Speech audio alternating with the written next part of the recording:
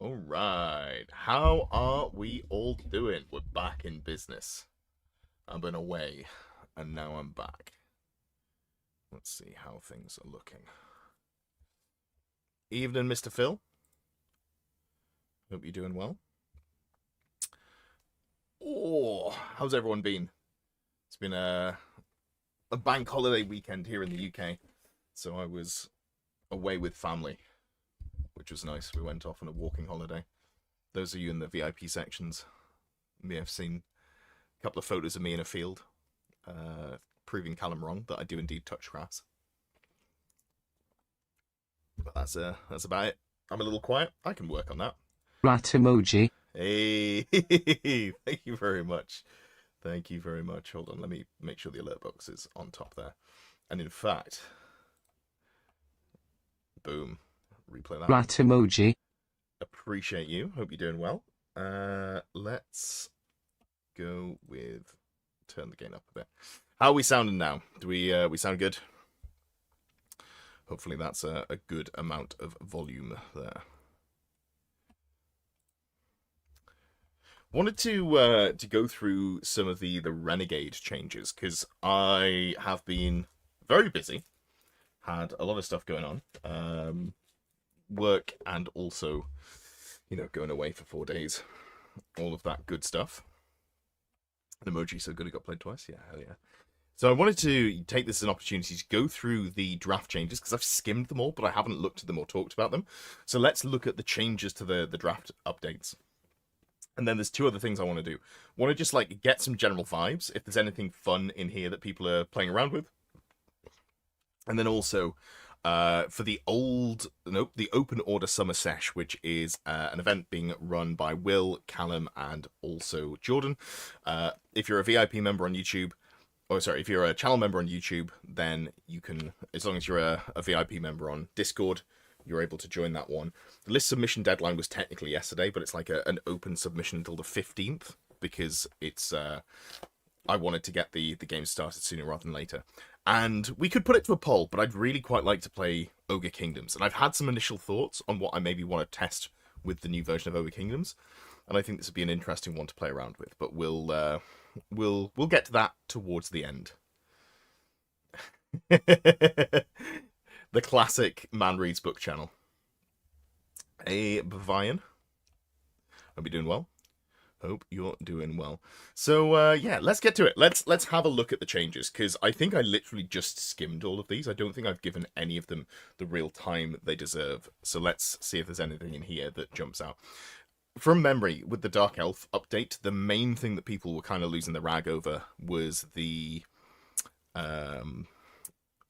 veteran on the cold one. So I assume that's something that's been changed.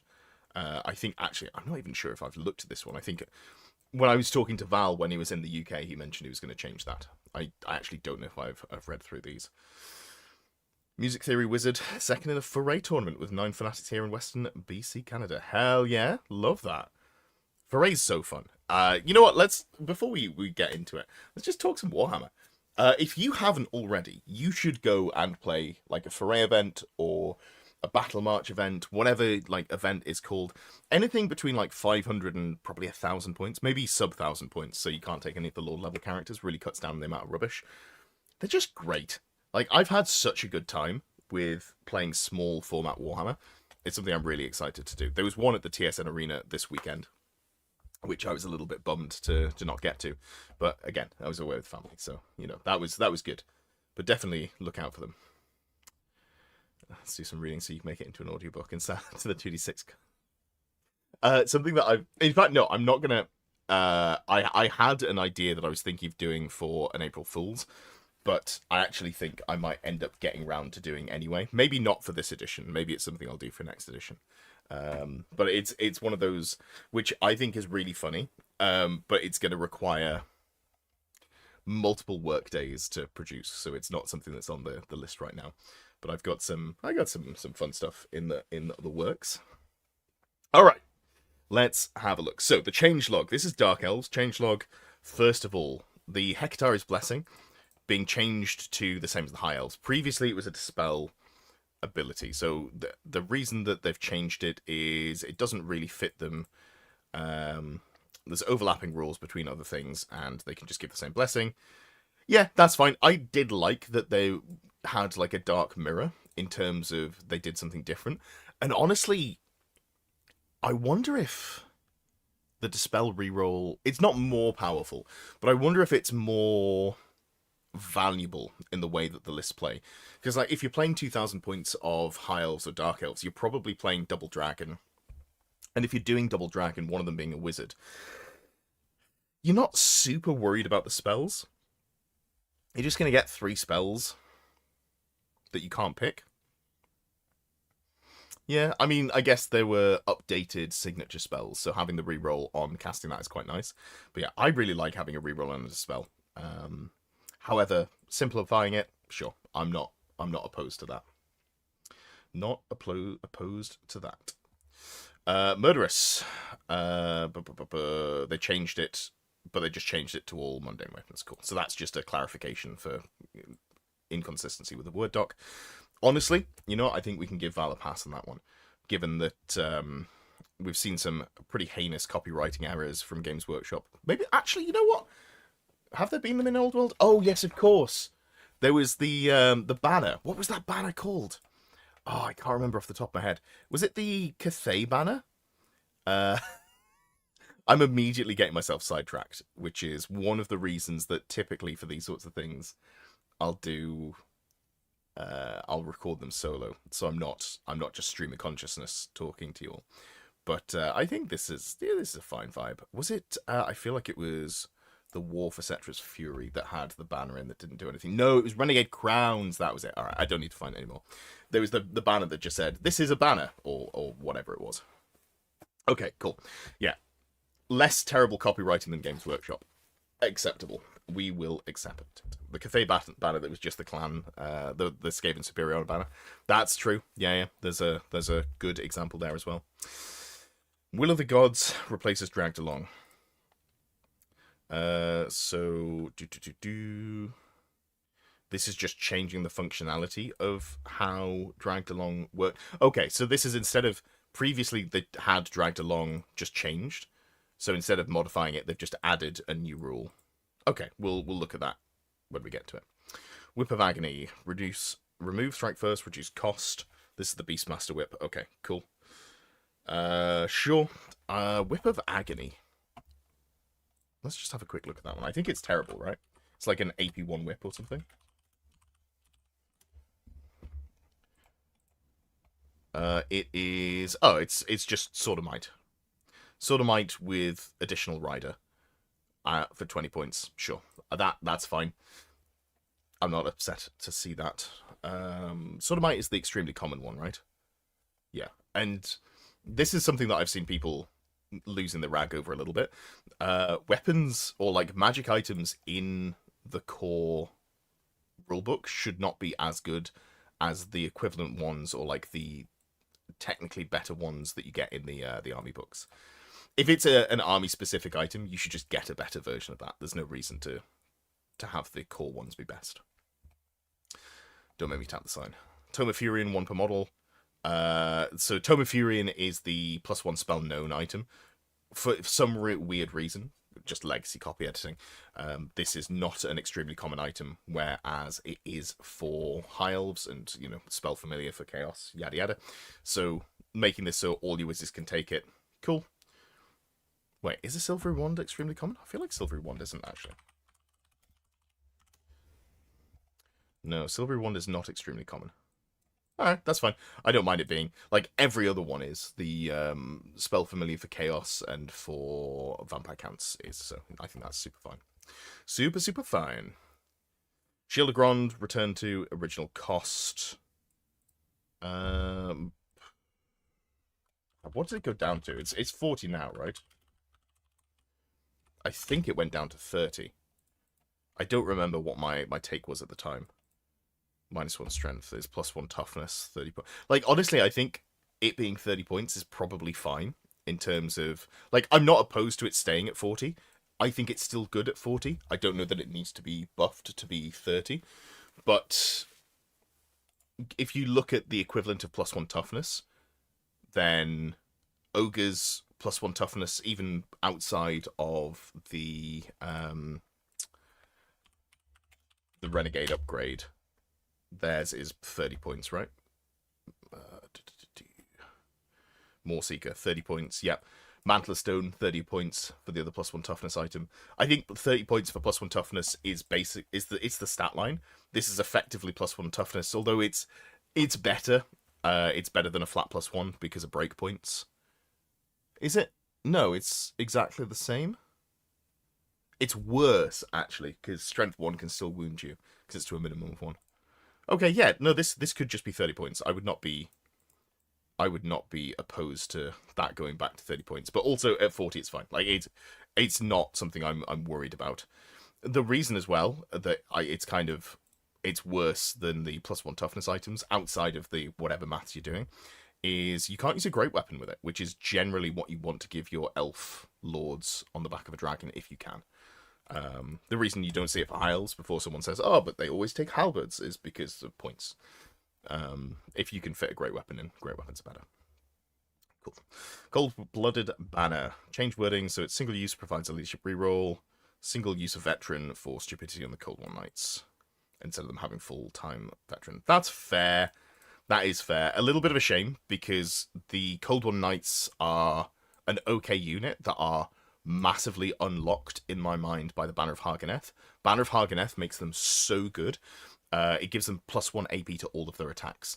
But if you look at the Cold One Knight's profile, it's disgusting once you get +1 AP on all of their attacks. Well, disgusting is maybe an over-exaggeration. It's really nice to have. So you've got the Cold One Knights here that have got 1 attack each at Strength 4 and AP 1 from the Banner of Harganeth. And then the Cold Ones, which have 2 attacks, worse weapon skill, but also Strength 4 and then Armor Bane 1 as well. So you're getting 3 attacks at Strength 4, AP 1, 2 of which have Armor Bane as well. You're just going to grind through a lot of stuff. It's a little bit worse now that parry exists, but it's still, in my mind, very good. The value of that AP has gone up above where it was previously as well. So losing this or having to put like a BSB in the unit to get the double banner is a little bit rough, I think. But yeah, I mean, giving them veteran is maybe too much, unfortunately. I don't know. I can't remember what my take on that was at the time. Anyone who watched it remember what my thoughts were? I feel like I probably flagged it and was like, I'm probably too emotionally tied to this unit to make a fair read on it because I love Cold One Knights. I think this would probably be one of the few things that I'd fence it on and just be like, it's not for me to decide because I love this unit too much. But yeah, if anyone's watched that and remembers, please let me know in the chat because I can't remember for the life of me.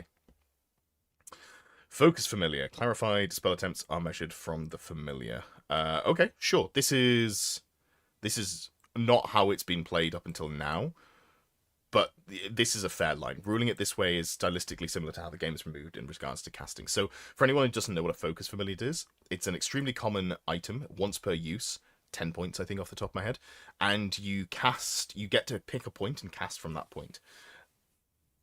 Rules as written, you still dispel as if you have to be in range of the wizard to dispel. So you can cast like Fireball on someone from 25 inches away because you're using the focus familiar and they can't use a wizardly dispel, which is, it's one of the few gimmicks they have. But if we're bringing Dark Elves in line with other armies, it makes sense to just make this, whatever it is. And as he points out here, it's still good. Adding 12 inches of range, but also 360-degree line of sight. It's very nice. I haven't used these since Pillar of Fire got nerfed. That was the way that I used this most. You take a lord on not a lord on a dragon. It was back when you could go above 500 points on characters. So you'd go the Dark Elf Sorceress on dragon with a ward save and a lore familiar and like 2 of these focus familiars, and then you went for like a 460-point lord on dragon, just as cheap as chips. Ward save, great weapon, that was it. Something along those lines. Probably a shield as well, if I remember.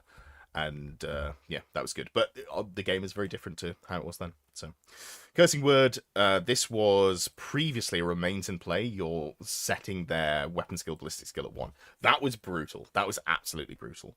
And this minus D3 to stats for 1 turn is probably good, honestly. That feels pretty solid. I think this is minus D3 to stats. Yeah, as he points out, it's in line with other things. Cool. Assassins are now allowed to join units with loner and unit strength 5. I'll have to read the wording on that, but sure, that makes sense. This is so it can join specifically the... what are they called? The Witch Elves.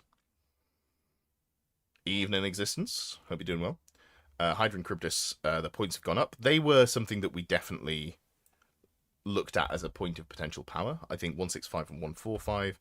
If you're paying 2,000 points, you can... with a beast... is it a Beastmaster that unlocks one of them? So you could have one here. Okay, so at 165 and 145, I don't think there's any way to get 4 of them in rare, right? 145 times 3 is 435. Yeah. Okay.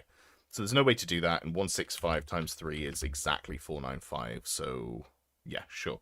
So you can get still 4 monsters in the list. I don't think that's changed. I don't think there was a breakpoint before, but it just costs you more of your total points to get there. Sure, that seems super reasonable. Still cheap compared to T3 Behemoth. T6 Behemoths, yep, because they're T5. Yep. High damage, yep. All of this is fair. Out of the two of them, can't remember off the top of my head if he's given both of them a regen. I'll have to scroll down and have a look. But I feel like at the sort of like 145 or 165 point range with a regen, they're pretty okay still. So the War Hydra is 5 wounds with a 5-up regen and heavy armor. No heavy armor. No heavy armor at all. Okay. And then the Charybdis is... oh, I'm stupid. It's a 4-up armor save. They've got full plate. And then the Charybdis is 4-up armor save and no regen. Yeah. Yeah, perfect. Like... I still probably don't love this, but 145 points for a 5-wound monster with a 4-up armor save.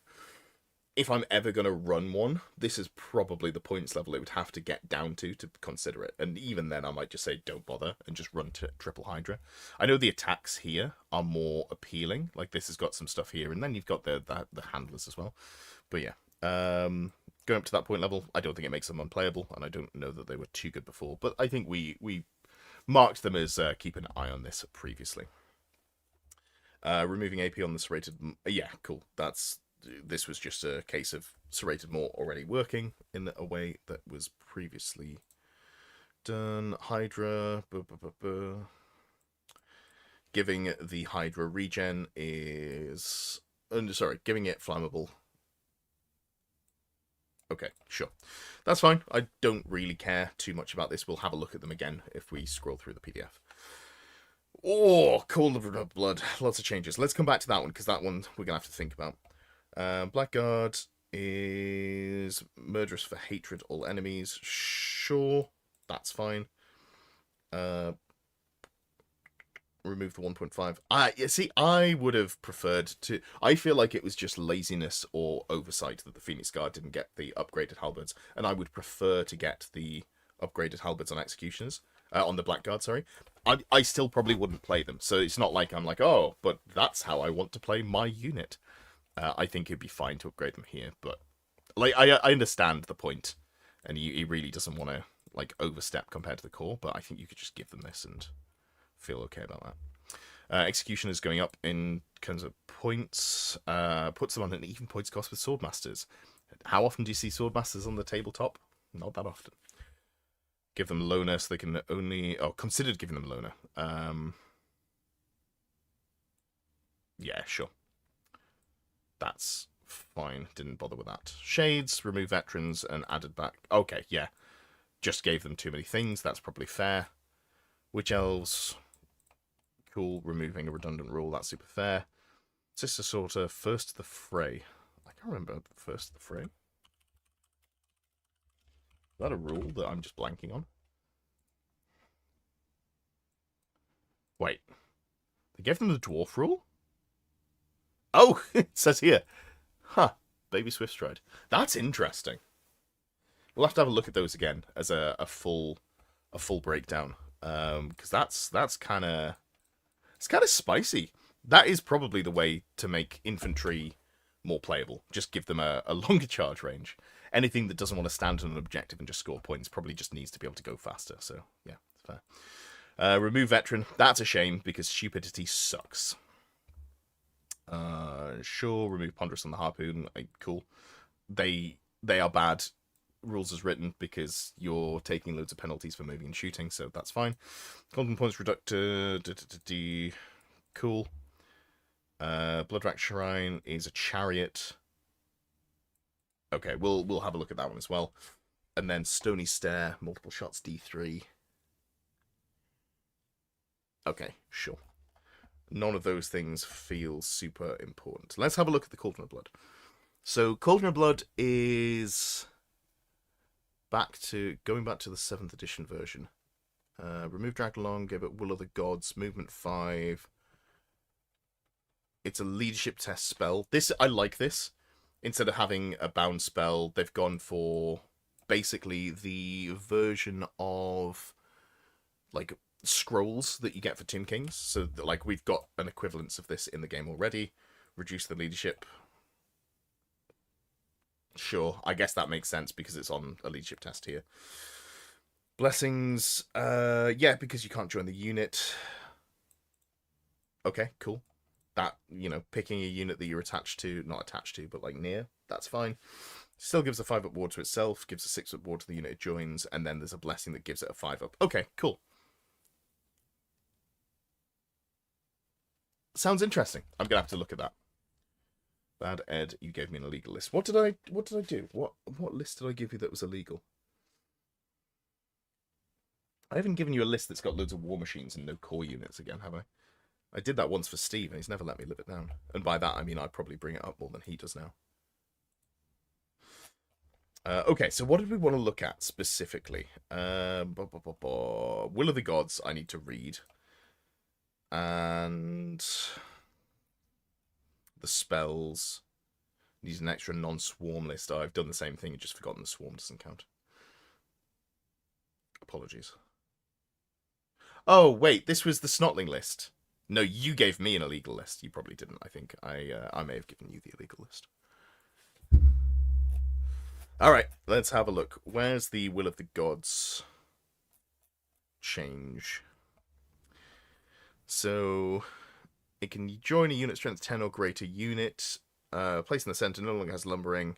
Only one. Okay, great. So this is dragged along, but making it functional in a way that doesn't make me want to gouge my eyes out. I understand that dragged along isn't in the unit, but yeah, this is just cool. Great. Perfect. I assume it doesn't say that you leave when unit strength lower than 10. Great. Great, great, great. Okay, so this is all weapons again. Yeah, sure. All right, lovely stuff. So that all looks pretty simple. Weapon of Agony, we've looked at already. It's just sort of might, but also -1 to toughness.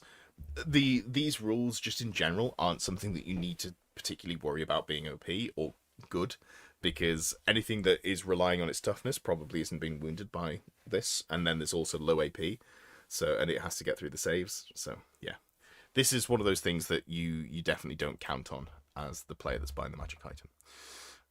50 points, bring it in line with other stuff. This is all the same. This is reworded to make them so that you don't just lose your Cold One unit on a key turn. As mentioned, Focus Familiar being updated. We talked about that already. Is there enough? Right, sorry to sidetrack, but is there any way for a fanatic to get through an entrenched dwarf X-Force, or best exploit for lowering your obstacle? Oh, thanks. You know what? It counts as being behind a low linear obstacle, but there's no actual obstacle there to fanatics die. Who can say? Who can say? I'm going to leave that to someone more German than me to argue. They'll have an extensive way of resolving that situation, I'm sure. Yeah, I don't even know how that's meant to interact, and I feel like it's going to work different ways for different places. I guess if we're accepting that you don't get, you know, you don't get all of your attacks. Yeah, I don't know. I guess maybe fanatics are just kind of ruined by them. In which case, in the X-Force matchup, you probably just use them to try and kill the Eurocopters. That might be the way to do things. I forgot this existed. Power of Darkness. I can't even remember how I felt about it at the time. Sure. All right, so we're going down to, what were we looking for? It's all stuff in the back end, right? The executioners went back up in points. You can pay for drilled, yada yada. I think I'm still not. Oh yes, you upgraded the AP on them, so they're still like as good as sword masters in their own way. Sure. Which elves having strikes first? Yeah, here we go. This is the interesting unit. So Sister Slaughter, for 14 points a model, they have hand weapons, lash, and buckler. The lash and buckler gives them hand weapon and shield and allows for parry. So you've got a 5-up save in combat, and you've got a 6-up ward save all of the time. So they're not squishy. The 6-up, 6-up against shooting means that roughly 1/3 of attacks bounce off them.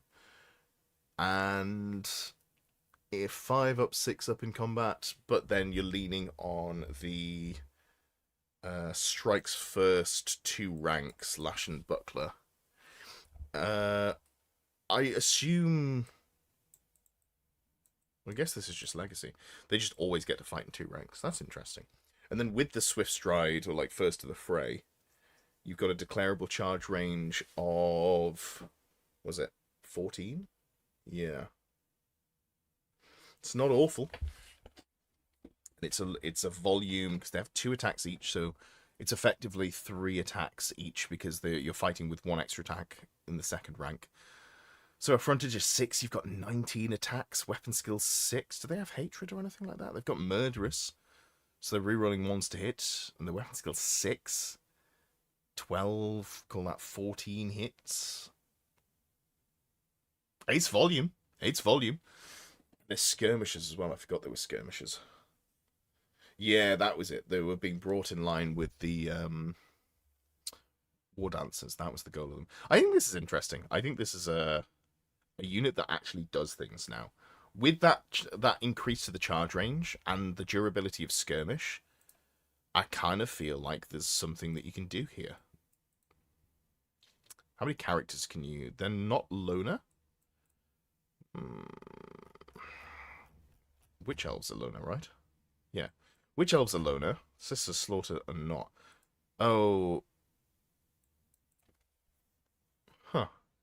Maybe they just aren't in the PDF. Sisters of Slaughter. Can't spell slaughter without laughter. What are they going to kill with strength 3? There's a lot of attacks, though. There's a lot of attacks.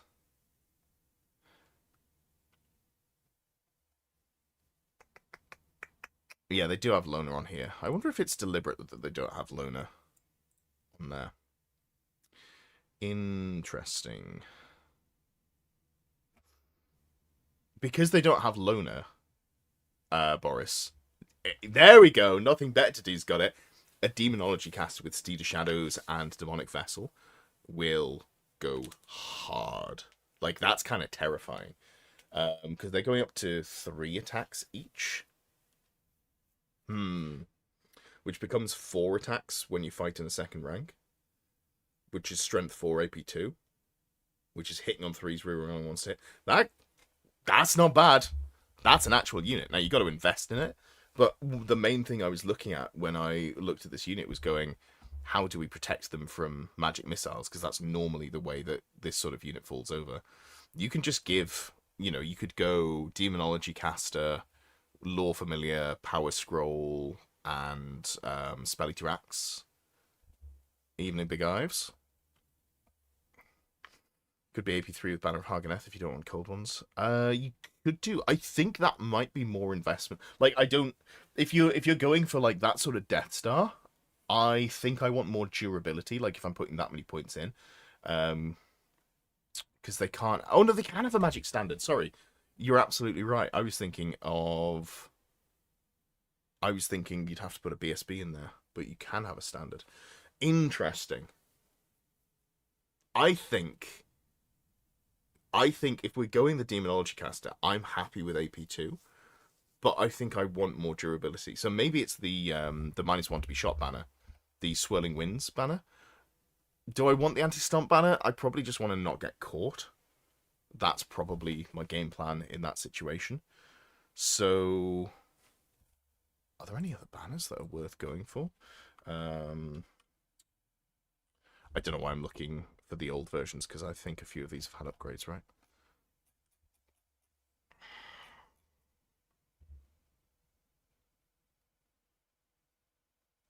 Yeah, I think it's just the banner of Swirling Winds seems like the obvious one. Kind of fuck with that. That is an interesting unit. That does a thing that just doesn't exist in the current game, particularly. Have an assassin with Dragon Slayer sword on the table. Could do. Assassins can do assassins have 75 points of magic items? I can't remember if they got that or if they didn't. Death Hags can have 75, but they're low so they can't. Yeah, of course. Assassins are 50 points, and they've got only 3 attacks. But they got hatred all enemies. What would I want to go with? I mean, yeah, I don't know if there's anything that I love on the assassin. Weirdly, the Beastmaster might be the way to go, given that they've got more magic item allowance. But then they don't have hatred. Oh, they've got hatred high elves. Yeah, I don't know. One to think about. But yeah, even like I'm looking at this and going, this feels like a good place to put one character and have be like an annoying 350 to 400 points that flies around the board and deal like your opponent really struggles to deal with, but then you've still got most of your list to play the game. That I think is a very interesting spot for them to be. Cool. All right, cool. This is interesting. I'm gonna have to play around with them, I think. Cauldron Knights lose their veteran, but they keep countercharge. That's, you know, fine. It's what it is. We've talked about this already. It hasn't been changed since. Okay, Cauldron of Blood. Will of the Gods instead of Dragged Along. And it's got a 5-up ward save all the time. It gives a 6-up ward to its unit, and it's got the ability to give a 5-up ward there. A reroll to cast on Seed of Shadows. That's a really good point, actually. Yeah, that got a lot more consistent with the change to Hekatari's Blessing. Just getting a reroll. Because it's not just... Like, you don't necessarily want to... If you're taking a Sorceress with MR2 Lore Familiar, that's 75 points, or 65 points. You can only fit 1 Power Scroll. You don't necessarily want to throw that Power Scroll away for Steed of Shadows. Yeah, that's nice. That's nice. Cool. Yeah, and then we've got all of this stuff here. Sure, makes sense. How do I feel about this as a standalone chariot? Probably terrible, right? It's probably terrible. I guess you just got to put it on the 75 by 100 mil base to make sure that it fits within the unit. Because that was something that was specified and dragged along. So maybe that needs to be updated in Will of the Gods, that if it doesn't fit, it does fit. Cool. Yeah, sure. I don't know. I'm still not super in love with this. It is what it is. Scourge-Runner Chariots losing Ponderous is nice. Cold One Chariots going to 110 feels about right if you compare them to other heavy chariots. Yeah. Bloodrat Shrine. This is the one that is interesting to me. What did it lose? It lost Frenzy, dragged along behind World of the Gods, so it's a standalone chariot. So, yeah, a move 7 chariot.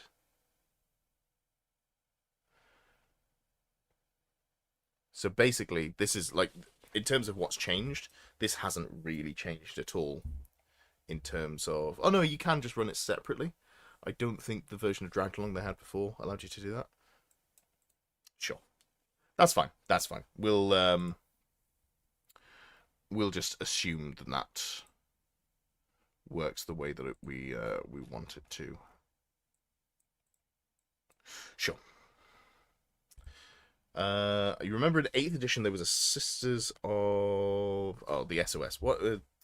I've forgotten the name of the Sisters of Slaughter. There we go.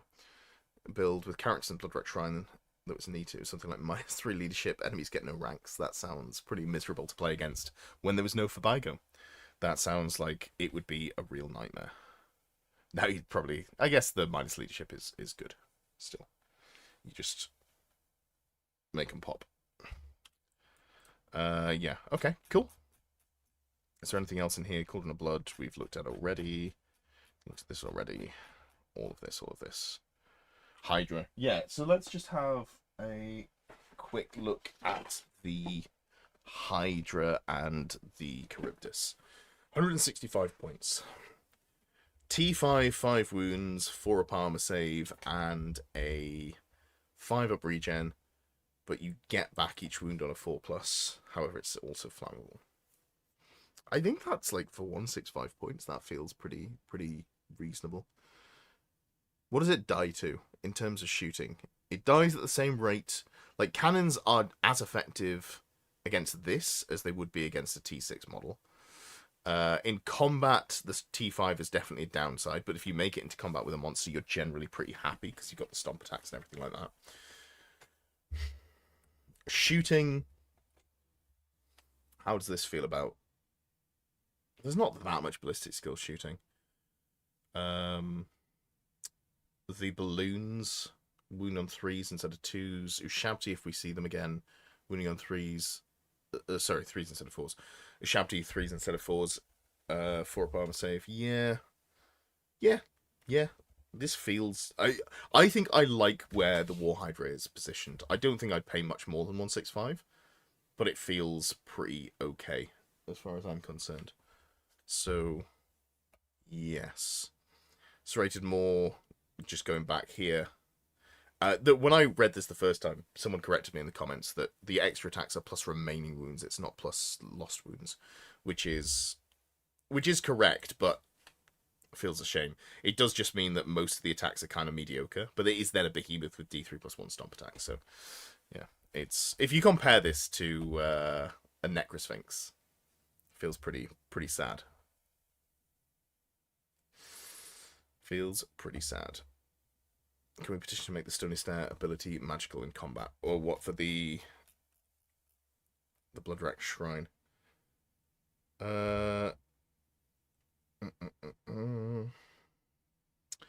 Yeah, that's a fair shout. That is a fair shout. Having it be magical attacks here, but not magical attacks there. Sure. Honestly, maybe just giving the Bloodwrack Medusa the raw magical attacks is cleaner. Because then you've got it on your attacks. But then do you get them on... It's not a magical halberd. Yeah, okay. I can see it just being added to Stony Stare. That would make sense to me. And then the one that I wanted to look at is Charybdis. Okay, so Charybdis, 145 points. How do I feel about this? So we're T5 with 5 wounds and a 4 up armor save for 145 points. We don't have Swift Stride on a move 6 chassis. The attacks are good. It's 5 attacks with the writhing tentacles, which is just the usual attacks but with poison. And then a single cone blow attack. I don't know. I don't like this. Maybe I would take a 4th. Like, I'd take a Charybdis if I wanted a 4th monster. Oh no, because you can only take 2 of each monster in rare. So if I wanted to take as many as possible, you'd take 1 in rare, and then 2 of the Hydras in rare, and then you take 1 additional Hydra in special. Yeah, cool. So it works out the same. 3 in 1. Sure. I mean, it's fine. There are some matchups where it'll suck and it'll just die very quickly, but there is value. 5 wounds, it never dies to a single cannon. Michael has been running 2 Hydras in a group campaign, I see, with a Beastmaster and Manticore. They have excellent staying power with the Severed Heads rule. Yeah, I think that sort of unit is the sort of thing that anything with like recursion. the smaller the points level, the more powerful this is. So if you're playing, saying you play under 2,000 points, the bigger the points level, the less valuable they get. So when people can bring those extra cannons, or they can take extra dragons, so it's easier for them to just dedicate one big or like they can actually take dragons, so they can dedicate something that'll just like one shot them. That's where their power definitely falls off, because they're going to die in one go, and they're not going to get the value of the gaining their wounds back. That's their sort of big issue, but that's fine. I don't think that's a knock against them overall. It's just sort of a reality of how recursion works, right? Cool. So the Dark Elf updates, I think generally pretty happy with those, with the exclusion of losing Veteran on the cold ones, but that's personal bias as opposed to a comment about it being too good or not. All right, let's look at the Skaven updates, because oh yeah, there was an essay. There was an essay. Okay, so let's just go straight to the rules, because we are 40 minutes in and I've only looked at one of the PDFs, and this is like the first of 3 sections, and I also don't want to go super late. So let's have a look at what we're doing. So expendable, this is a rule for specifically the dregs, right? Shooting into combat. Instead of rerolling misses as hits on your own guys, so all misses are hits. Okay, so if you're shooting into combat, you're probably killing twice as much of your unit as your opponents, but that's, honestly, Skaven. One of my big complaints about the Skaven draft, the first version. So in terms of like my initial feeling on these, the Dark Elf one to start off with, I think I generally liked, and it feels like it brought it quite in line with High Elves, and especially with the changes now, it's done that even more. But that doesn't necessarily make it super exciting. I think he did a good job of adding some exciting stuff in there, so I think Dark Elves was a pretty good one to start with. Skaven, I thought, was way too, like, haha, you blow your own stuff up, the epic meme, which I was not on board with, so I'm interested to see how that changes. Obviously, the first thing we're reading is making that worse, but for simplification, if other things are going away, and this is just speeding things up, sure. There should be a bit of that. It's Skaven, right? And then Ogres. Ogres, I think, was the most interesting that we've had so far, and I'm pretty sure I said that, because it's got a lot of the... it's got loads of interesting angles to play around. I don't know that it's strong, and that's one of the reasons that I'm excited to play around with it at, 2,000 points, which we'll get to. But, yeah. So I'm curious to see how Skaven has been tweaked. Is this going to be a secret chore for release? I wish, man. Something that I was hoping for was that the Google Doc would drop before the... because I was away this weekend, so while I was spending time with my family, I also did have some time when I was just chilling on my own, just recouping, and while everyone else was also going to bed, I generally go to sleep a little bit later, having some late starts or whatever. So it'd be nice to have the doc to read, but it's not been recorded yet. It doesn't matter. Gregs still don't hang around in combat long enough to get friendly fired. Of course they don't. All they do is sell sausage rolls. Those damn Gregs. Those damn Gregs. Philippe says cold-blooded banner single use is bad. I think it's okay, honestly. That's what it is currently, right? Cold-blooded banner. Single use. Yeah, so basically the difference is you have to preemptively use this, which sucks. But the version that's in the legacy, in the Dark Elf Renegade updates, is you fail, you get a reroll. I think that's fine. With Leadership 9 or Leadership 10, if you're near a general, you're probably you're failing stupidity once per, not even every game. It's once, what is it? On Leadership 10, that's a 1 in 12. So 1 every 2 games, or 1 every 3 games if you're using them more aggressively, because you don't have to test if you're in combat. So, of course, the course of a tournament, you're probably failing twice, having the reroll once per game. Sometimes you're going to need it more than once. I think it's probably okay. Is a Bale Taurus not just a fancy bovine Eurocopter? I bet you can make Euro out of bovine. You definitely can. You definitely can. Right, okay, let's get back to Skaven. So, more shots into your own stuff. Sure, life is cheap. Life truly is cheap. Dregs. It's the one thing the right wing get right is occasionally they come up with a great sounding line. All right, Greg's is good. Scurrying masses and poor leader. Okay, sure. Being able to bring a pack master and upgrade one to a master molder. Okay, so it's got leadership 7. Interesting. Still known as the levies. Drop to the traditional 2 points per model. Captain. This is an interesting unit. We're just gonna go straight to the Gregs. Let's have a look at them. So, 2 points per model. Stat line of. Is this the same stat line as a? Oh, I've forgotten the name of them.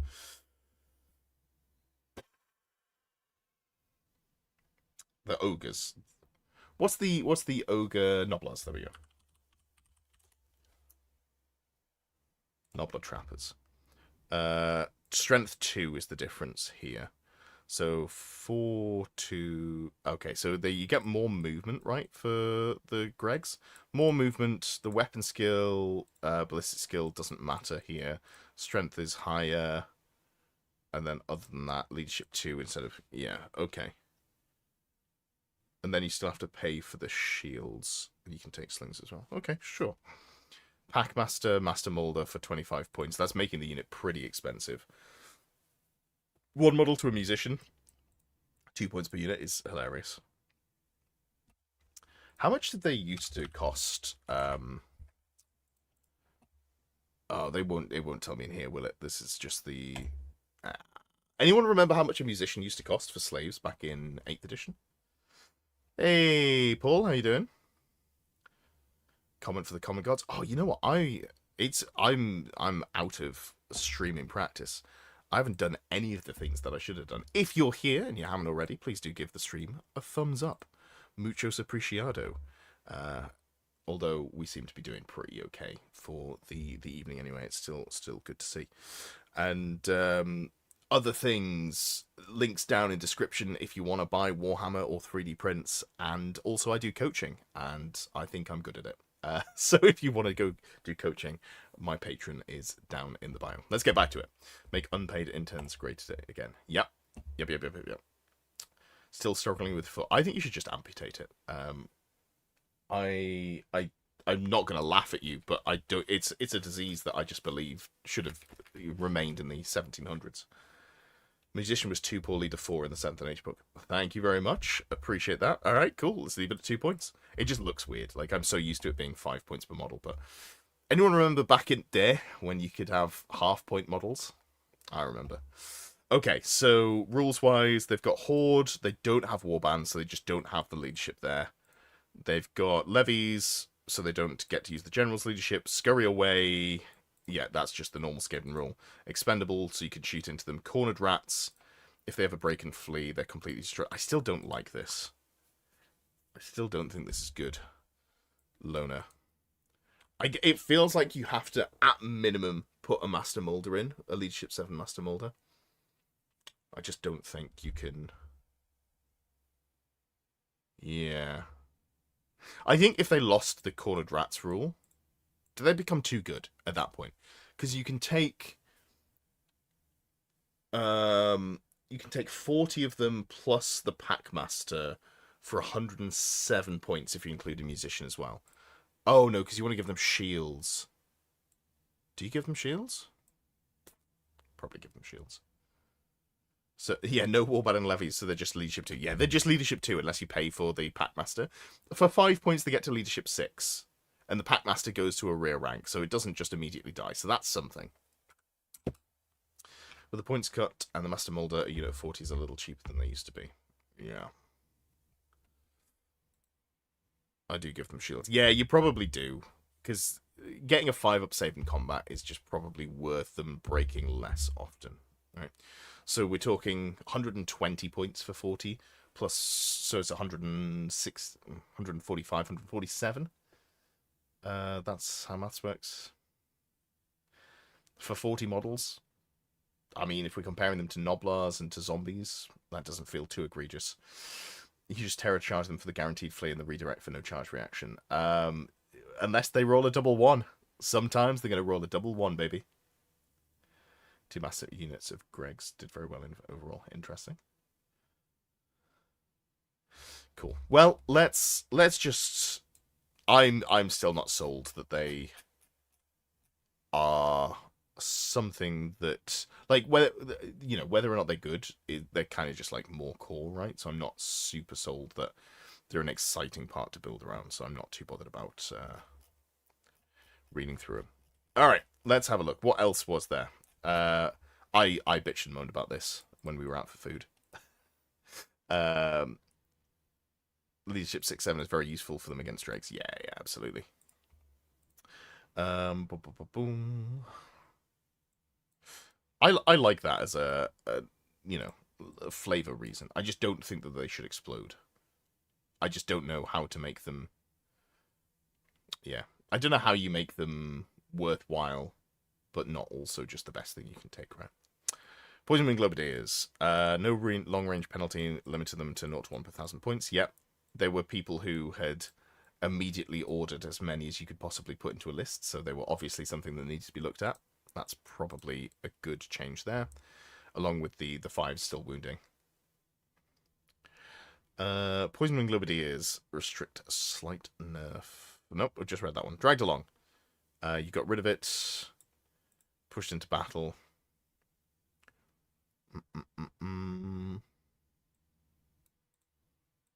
Okay, it's probably just the same thing, right? Screaming Bell overcooked the negative results a bit. Hey, there we go. Good. We'll just look at the table again, and we'll go to that. Giant rats are open order. That makes sense. Yeah, that right now they're close order, which feels odd. Clan rats can have 1 magic ban up to 50 points. Cool. Yep, that makes sense. Abomination removes first charge. Yeah, that's fair. That's fair. They were already like pretty okay, I think. And then Jezzail's. Just bringing them in line with the Cathay ones, which is sure. I can live with that. I'm not. I've played around with Jezzail's. I was not super impressed with them, so I can live with that. Looking at with the Hockland long rifle, sending the unit running is quite thematic. Can you shoot? So the Packmaster goes to the back of the unit. So I don't know you'd be able to target them because you can't see them, right? Assuming that you're not on a hill or something. You rolled a 7 on the bell and killed 3 pieces of dwarf artillery last week. I mean, that sounds very Skaven, right? So I think all of this is the same. I don't think we need to tweak any of this. Push into battle. This is just the same as the Will of the Gods, right? Yeah, it is. Sweet. All right. Nothing in here changed. Nothing in here changed. So we can just skip through these nice and easy. This is all the same. I think we're literally just going down until we hit the...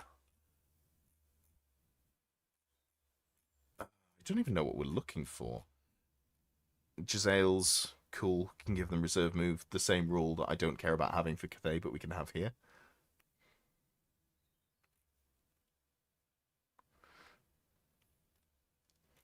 What are you waiting for, Tonk? What army are you waiting for? I think he's coming out at a pretty good release rate. If you compare it to Games Workshop, he's flying. Going back to the proper leadership here. Feels good. Good. Demons. Ah, yeah. The faction I forgot existed. That's a lot of work, I think, to make demons interesting. That's a lot of work. Rat ogres, still the same. I actually maybe need to play around with them if they've got warpstone weapons. I think that's vaguely interesting. Cool. I think, yeah, I really do think we're just waiting until we get to the Screaming Bell, which we've done now. Movement 5, so it's in line with the infantry. Pushed into battle instead of dragged along. Warpstone weapon on the Rat Ogre to bring it in line with the other Rat Ogre. Cool. Doesn't make a big difference, just consistency is good. Alright, so let's re-look at the table. So, if you roll a double 1, every unit within 3 inches is D3 wounds at AP1. Sure. I can live with that. 1 in 36 for a big downside feels pretty okay. 3 and 4 reroll leadership tests, so you give them all veteran. That's fine. 5 and 6 increase the charge roll. Sure. I still don't like this one. This is just like, hey, does your opponent have anything with T6? If yes, cool. If no, sucks to be you. You know, 1 in 6 to have something that just doesn't affect the game a lot of the time, I think feels bad. Resonant Power. +1 to cast, sure.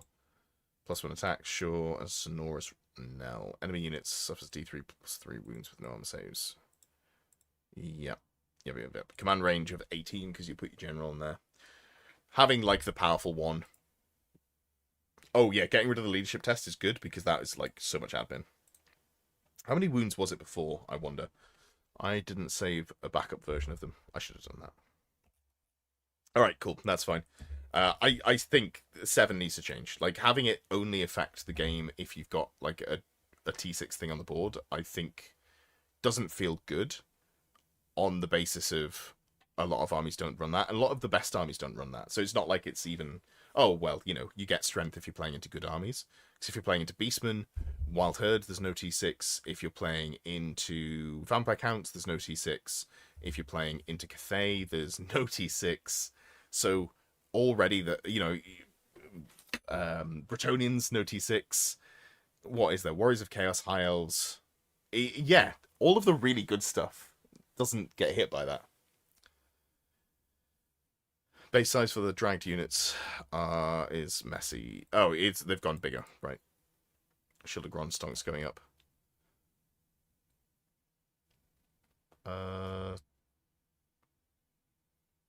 Lower, no, because it doesn't lower your toughness. Unless you're saying like a Shield of Grond Beastmaster, which I guess, sure. That's true. Plague Furnace going up to 5. Movement. Cool. I think Hellpit Abomination losing the first charge, which is fair. It's already got a lot of stuff on there. Although if you compare it to the 40-point cheaper Giant Spawn and Nurgle, you know. Yeah, it's got a lot of stuff on there, though. Yeah, it's got a lot of stuff. Cool. Okay, great. So the Skaven one was pretty fast to go through. The only sort of real note I have is I really don't like this. I'm going to keep saying it until it changes. I should message Val. Maybe that's the solution. But okay, cool. So I think we can move on from Skaven there.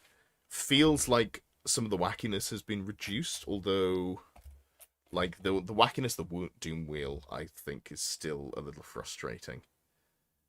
Having to take a leadership test to not zap yourself on turn 1, I think, is annoying because it's range 18. Oh no, it's the nearest regardless of line of sight and direction. Regardless of line of sight, you should be able to block it with like terrain or something. Surely. Anyway, I complained about that one at the time.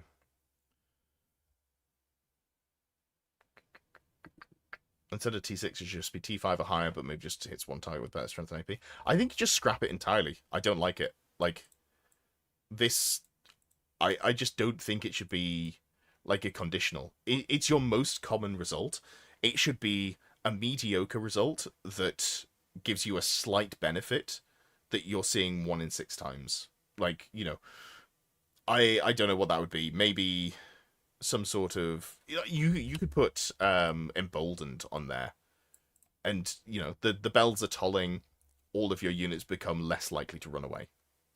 Cool, great. That feels like a fit. It's not like super powerful, but then you know if you just swap 7 and then 3 and 4, 3 and 4 comes up. How often does 3 and 4 come up? I guess they come up 5 out of 36, so it's not actually much better. 5 to 6 and 8 and 9 are more common. 8 and 9 is more common. Oh, yeah, 5 and 6 is more common. Sure. But like in terms of a single digit, you are correct though. 5 and 6 and 8 and 9 are more common. But like this should be like down here, I think. Or yeah. Anyway, I don't know. By the by, let's move on from that one because I'll just keep being annoyed by it as opposed to doing anything useful.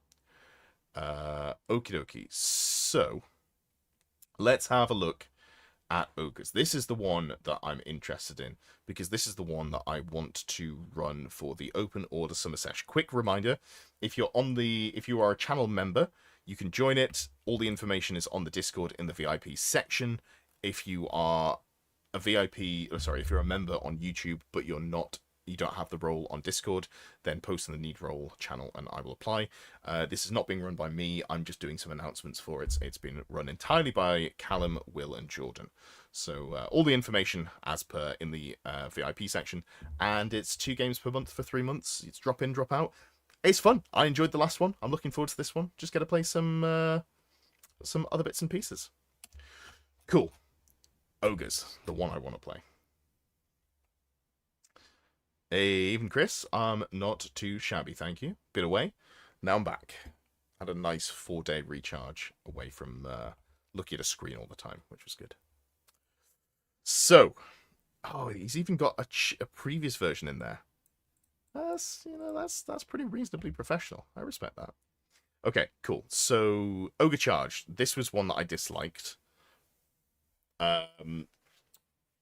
Because it did something that nothing else does in the game. Basically, didn't think through how likely it was because of Warband. That's super fair. Basically, the odds on it were, with Warband 5 and 6, what was it? It was like 60% of the time it went off. I can't remember the odds off the top of my head.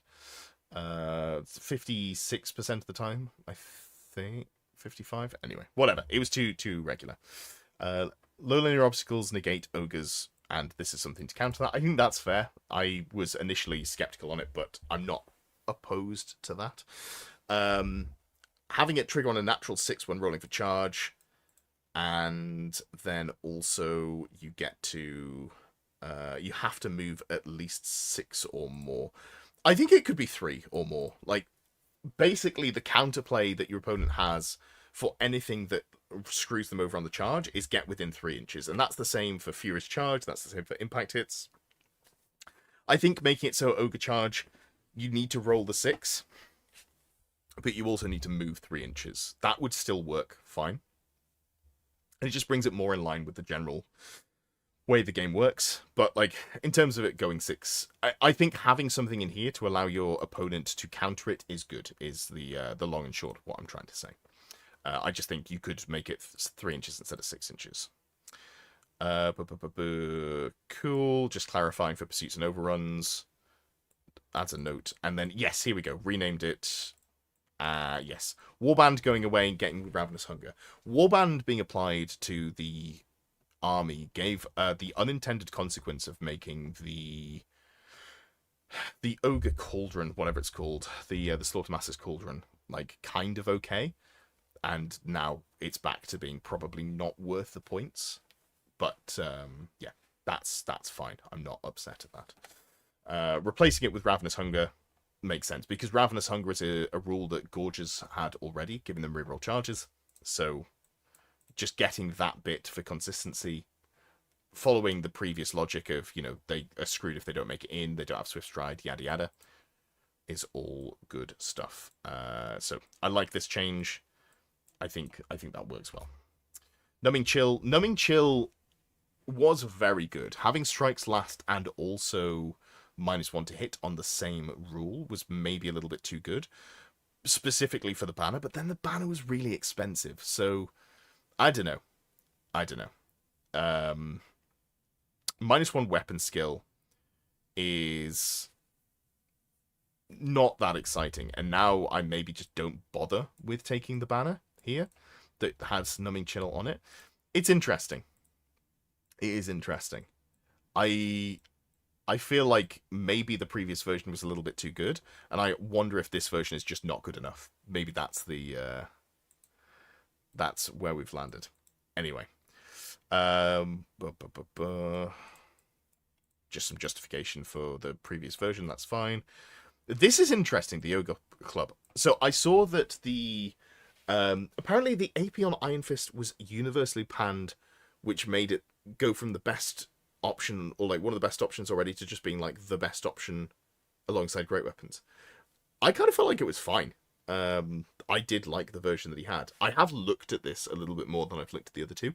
I do like this version of Ogre Club, and I like this version of Iron Fist. I think it's relatively smooth the way that it's been written. I think he's done a pretty good job on changing that. So yeah, basically, Ogre Club just gives you AP. It makes you, it brings it back to previous editions where strength and AP were linked. So instead of you being now, strength 4 AP 0, you now strength 4 AP 1.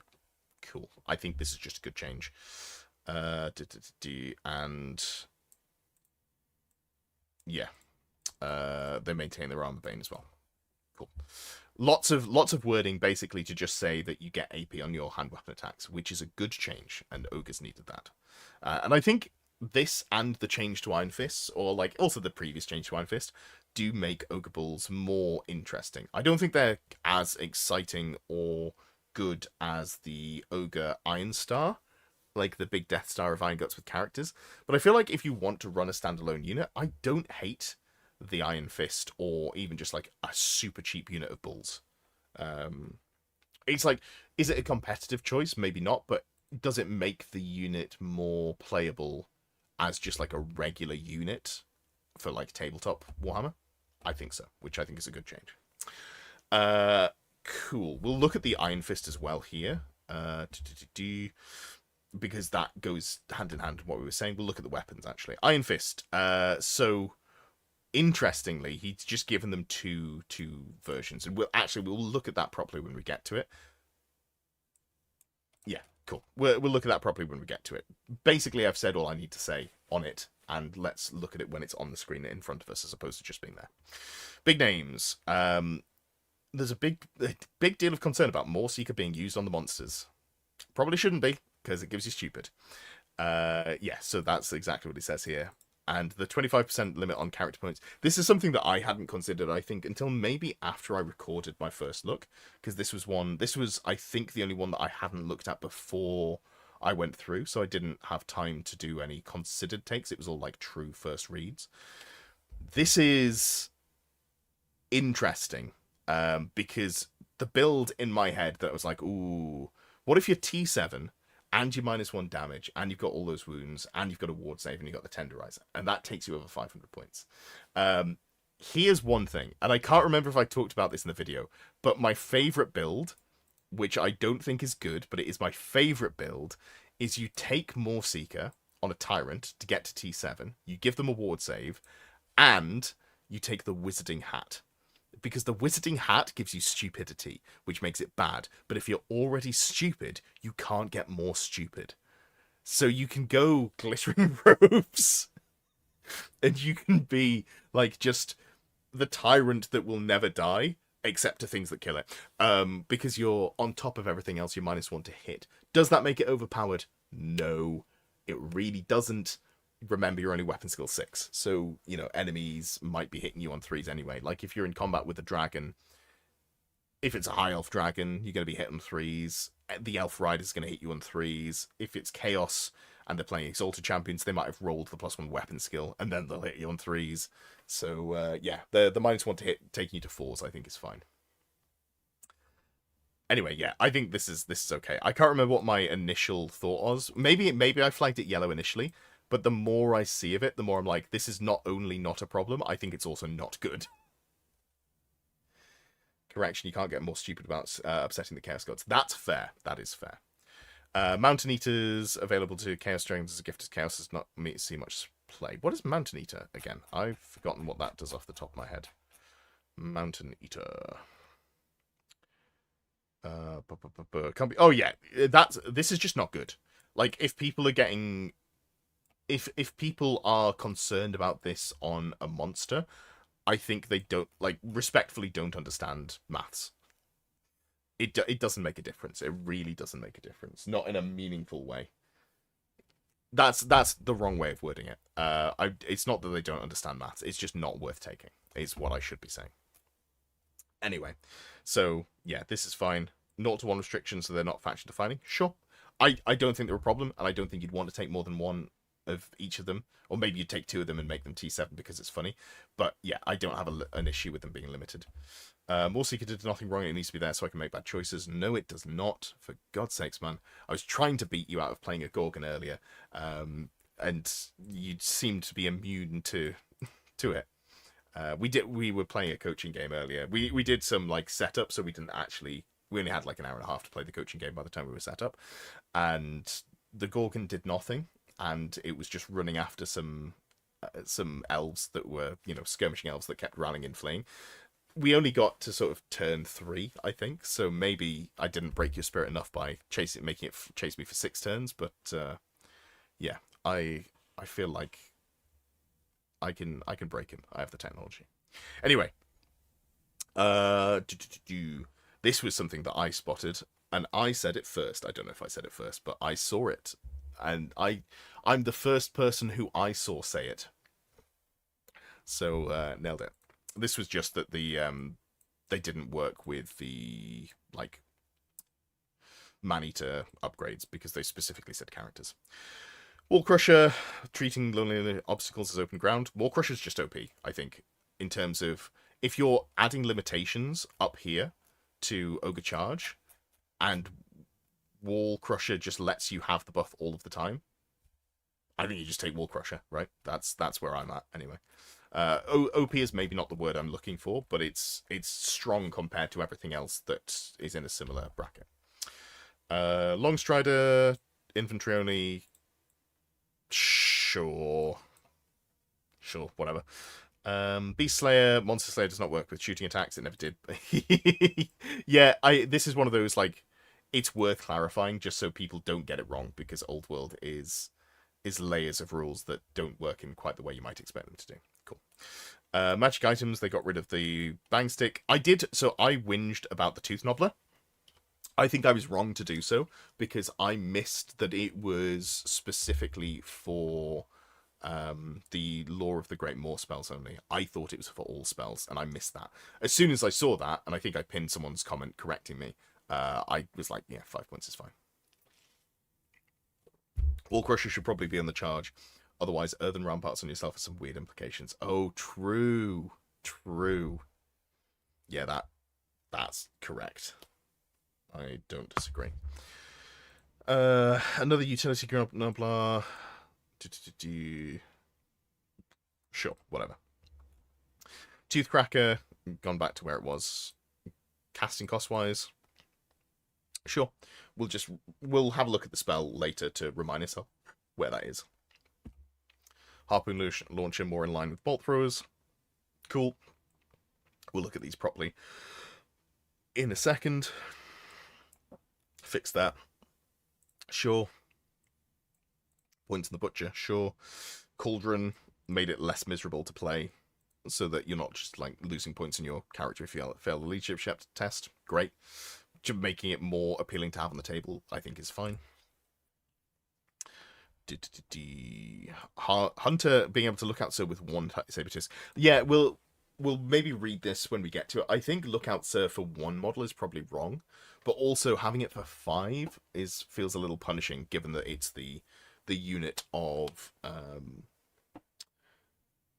it's monstrous infantry and all that jazz. So maybe it should be like 2 or 3 models to look out, Sir. But for clarity, I don't think it's a major problem. It makes it harder to interact with him if you can't snipe him by lowering the number of saber tusks. But realistically, the armies that want to snipe him, I think, are the ones that have monsters that are worried about getting monster slayed. Like that's the thing in my head that makes me go like, oh, maybe this is a high priority target that I need to try and pick off. But those armies don't have cannons, with the exception of Cathay. And screw Cathay, or my homies hate Cathay, so I think it's okay. Lead Belches. You want them to be cool, but they're just a dud. Yeah, that's... Yeah. Yeah. I feel sad about Lead Belches, but I don't know how you make them work in Old World, honestly. Nobbler Trappers, just change the wording, that's cool. Mornfang Cavalry, remove the big name, sure, that's fine. Remove first charge, sure. again, that's fine as well. Bonus charge from Ogre Charge. It'll trigger roughly 30% of the time. I have to read what that means when we get to it. Change some changes on the Stonehorn, just to clarify it. Thunder Tusk, reduced to 6 wounds plus 5 characters. Okay, because it did have a lot of wounds. Strikes last retained due to being a very chilly beast. I don't hate that. Some clarity, and then the Gorger. Yeah, this is the same as like the Hydra stuff, right? It was a T5 monstrous creature. Hold on. Let me open this up so we can have a look at what the previous version was. Gorger.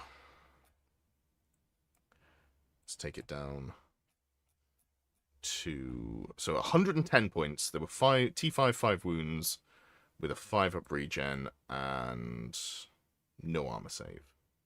And they were still open orders. Okay. Where are they at now? What's the difference? What are we looking at here? 90 points. What are we... Okay, so armor tied 2, so they're still the same. So they've got a 5-up armor save. I think I missed that previously. Killing blow. What are the differences we're looking at? So stat line is the same, right? Stat line's exactly the same. The points are different. Ambushes built in, armor tied, killing blow, but the killing blow is on the descendable jaw. So only 1 killing blow attack as opposed to all of them. 6-up regen instead of a 5-up regen. Okay. So less killing blow, less regen. 28 points less. Sure. Sure. I don't know that this unit was a problem. I hope I didn't say it was at the time. Who can say? Who can say? But I think that seemed fine. Yeah, cool. Great. Great. I think generally I like that there's some pushback in here as opposed to just being like, oh, I'm going to cede to the community changes. I think Longstrider could go to being mounts as well, because they're not particularly fast. They're, movement 6? So going up to movement 7 and not taking one of the other buffs is probably fine. Maybe it just becomes like the go-to, but I feel like it's fine to have a go-to, because otherwise it's Death Cheater, right? And then it's the go-to is you just re-roll that Monster Slayer against me, or that Cannonball against me, or whatever. Well, I guess re-running a Cannonball against me is not that impactful. Alright. Sure. Well. Let's do a poll. I'm going to do a poll here. Which army for OSS? Now, unlike Brexit, this is not a legally binding referendum. But I will take your feelings into account. I will hear the people. And I will think about whether I want to act on it. I'm going to play at least 2 games this month. I'm going to play at least 2 games with one of these 3 PDFs. I keep calling them PDFs. One of these 3 Word documents. I would like to play Ogres. I think they're the most interesting. I think I can do the most with that and find some fun angles. I've put a poll up in chat now. I'd love to see your thoughts as to what I should do. Please do vote.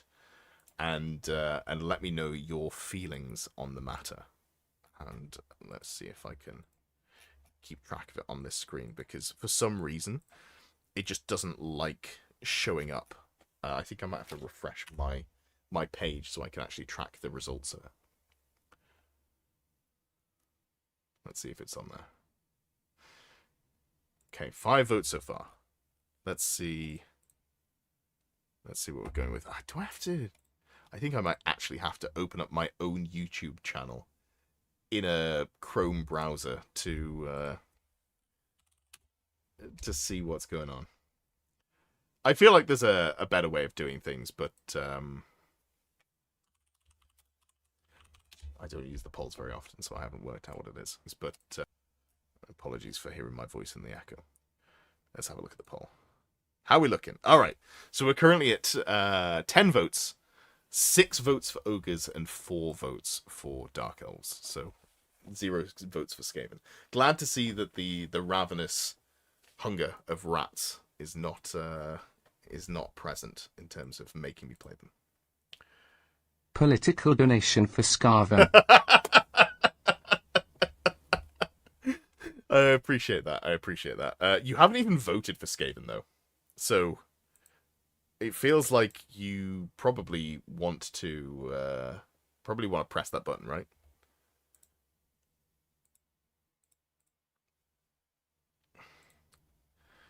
But we'll leave that up for a little bit longer, and then we'll come back to that one. Appreciate that though. Boris says my mind says ogres, but my heart says elves. Yeah, speaking some of the devil. Say rat 3 times in the mirror, and that rat bastard will appear. He'll appear tomorrow, because we're gonna be doing some. I think we're gonna be looking at the non-like. I've got a coaching session with him tomorrow. I think we're looking at. You said it was the legacy Skaven, or like Renegades, but 1.5, not 2.0, something along those lines. All right, let's have a final look. The poll's probably been up for long enough. Let's have a look at where the numbers ended there. 55% for ogres, 9%, 8%. Okay, up to 50% for ogres, 8% for Skaven, and 42% for dark elves. I'm going to say, given that this is tracking in a way that I want it to track, that we're going to close the poll there. That works nicely for me. I actually don't know how to close the poll. It seems to be, for some reason, just it doesn't show up at all on my stream there. But yeah, halflings or renegades 1.5. That was it. All right, so I did have some thoughts about what I wanted to do, and this is something that I've started playing around with. So let me just pull up my notes that I wrote on my phone on holiday. These were doodles, so I need to refine this. But in terms of the characters, what I was thinking was I probably want to run like an Iron Gut star. So Ogre Renegades 2.0 list. So characters. God, I wish I could spell. Characters. Core. I feel like maybe want to make sure I'm getting loads of Noblars in there as well. They're just generally great with that insignificant rule. Gwillem, you bought another Hydra, which arrives tomorrow in anticipation of new Renegades. Hell yeah. I love how you did that, probably before they got nerfed, and then they got nerfed since you bought them. I still think they're fine. I just think it's funny that instead of things going well for you, Dark Elves continue to break your heart. Hope you're doing well though, bud. It's been a little while since I've seen you. Okay, so in terms of characters, what I was playing around with, and I have sketched this out to see if it works. We definitely want to go for a Tyrant, and we're probably going for an Iron Gut star, unless there's a more compelling argument for something else. I think the mounts are fun, but I don't know the way to play, because I don't know how you get them where you want them to be. They're on absolutely massive bases. A 6-inch move, even with Swift Stride, on top of, 100 by 150 mil base, I just don't think I'm going to be able to get them where I want to against good players. So, now, obviously, I'm talking about playing an infantry unit that's also pretty wide, but that has its own strength. Square base points. No, so this is the Renegades 2.0, but it's for Open Order Summer Sesh, so it's just a flat 2,000 points. So the Tyrant is... We're going to give it the Tenderizer. And we're also going to give it the Wall Crusher update. Upgrade. So, as a reminder, the Tenderizer... Oh, hey, we're on the right page. Which someone lost their shit over, which was very funny. Because this is just a legacy item. 70 points to give you +1 attacks, multiple wounds D3, strength +2, AP -3. It's a better Ogre Blade on a model that could really, rock an Ogre Blade previously. Strikes Last is not a downside when you're a T5 model with 5 wounds. You're probably just surviving, because you're going on the Tyrant here. So 185 points +70, and then Wall Crusher is 30, I believe. So that is 285. We'll come back and just double check that one's correct. So if we just look at Wall Crusher, and I've talked about this previously, but just to remind people what this does, gives you an impact hit, sure, and your unit treats low linear obstacles as open ground. You see the entire section that we talked about to start off with, all of this here. This is all because the rule that was given to Ogre's Ogre Charge, where if you rolled a 5 or 6 on the dice for charging, you ignored the effect of low linear obstacles. This is all because we thought, people were thinking, me included, that was too good, especially combined with Warband, where because you can reroll your charges, you were very likely to get it off. Adding the, you have to travel a certain distance, removing I guess Warband's rerolls are still there, making it so it's 6s only, making it so it's a 30% chance. This is all probably good changes, but for 30 points, we just get it. So, yeah. Feels like a no-brainer. If we're doing the Death Star, this feels like a no-brainer. The problem with the Death Star, there's two problems. So the first is the durability, and the second is the how far you can move. We can kind of approach both. The problem is there's no spell familiar, and the Slaughtermaster, the level 3, level 4 wizard, is exclusive with the Tyrant. So you can't go for a Lord level caster, or 2 Lord level casters, and also go for the the Tyrant as well. So when I was thinking about how I wanted to set this up, if you're going for the Gut Star, you'll often see 3 characters, a BSB, a wizard, and a Tyrant. I wanted to eschew the Tyrant because I think I wanted to eschew the BSB because I think you can get around it, which opens up the slot for a second wizard, which I think is particularly good. So I wanna play around with that and see if it's as good as I thought. If you're going one wizard, I think it has to be battle magic, because Arcane Urgency and Arcane Urgency and Oaken Shield are both very, very strong. So being able to march 24 inches, having the ward save, all of that is really good. But I think we can get away with going 2 wizards, and the way we're going to do that is go Slaughtermaster, and then we'll go for a level 2 wizard with battle magic, which you can go for the Butcher, but let me just double check the cost between a Butcher and so Butcher is 95 points, and then the Firebelly is 110. Yeah, I think the Firebelly is really solid just in terms of what you gain. So you've got, I think it's the same stat line, 3, 2, 4, 5, 4. Let me just double check. 3, 2, 4, 5, 4, 2, 3. Yeah, so the stat line's exactly the same. The difference is you have more limited laws in terms you can go for the Firebelly. I think you have to go for battle magic. We'll double check in a second. But you can't take any weapons here. Whereas I have, for paying 15 points more, I get the privilege to buy a great weapon. And, there's some other stuff on here as well. You've got flaming attacks, which is not usually an upside. You've got the Blessing of the Volcano God, which in this case is not an upside. But I like having the great weapon. So, because you're replacing a model in the front rank, right? This is basically at weapon skill 3, strength 4, 3 attacks to the great weapon. It's basically just an iron gut that is also casting spells. So I think that's fine. I think you can run a Toothcracker bot, level 1 Butcher with Tooth Nobblers and maybe Magic Resist. That spell is really good now. Butcher also has an extra impact hit. Oh, does it? I missed that. Why does the Butcher have 2 impact hits? Interesting. Got a bigger belly, maybe. Found out Firebellies can't take big names. Ooh. Ooh. Does that matter? Did I give one to... I don't think I did. I think what I went with was I went with Kin-Eater on the Slaughtermaster, and I don't think I put one on the Butcher. But let's sketch it out. So, Slaughtermaster, we're going to go level 4, which is... Illusion. Because I don't want to just lose the strength of the unit. I don't want to put double caster in and have them both be limp lettuces. So we're going to go Slaughtermaster level 4. I played around with the points on this. I first off started with various different things, but I think the Spell Eater Axe is just the best way to go. Spell Eater Axe. Obviously, the goal here is to ideally roll into Spectral Doppelganger. It's not the end of the world if we don't, but if we do get it, we're getting 2d6 strength hit, 4 hits at AP1. That's just a decent assailment spell. I know it's not like the sexiest thing in the world. It's no like meteoric eye, meteor hammer or ogre blade or whatever. I think it's still just solid.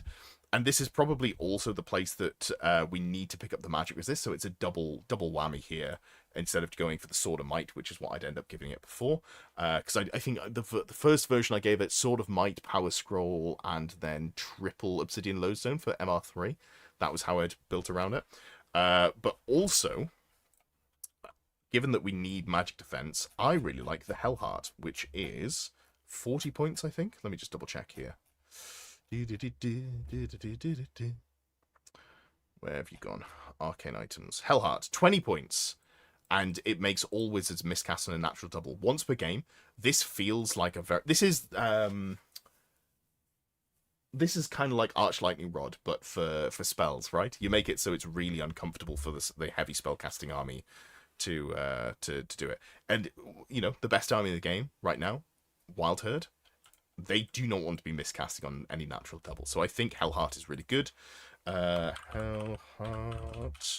And then we also want Kin Eater. Kin Eater is the one that gives you some rerolls. We're not going to be putting a BSB in the unit, which is... it's normally general only, so in this it's been changed to character only, and it gives you reroll panic rally tests. So you can reroll panic and rally. You can't reroll fear and terror, but you cause fear. So you don't take fear tests apart from if you're outnumbered by terror cause, which is so unlikely, and you don't take terror tests because you cause fear.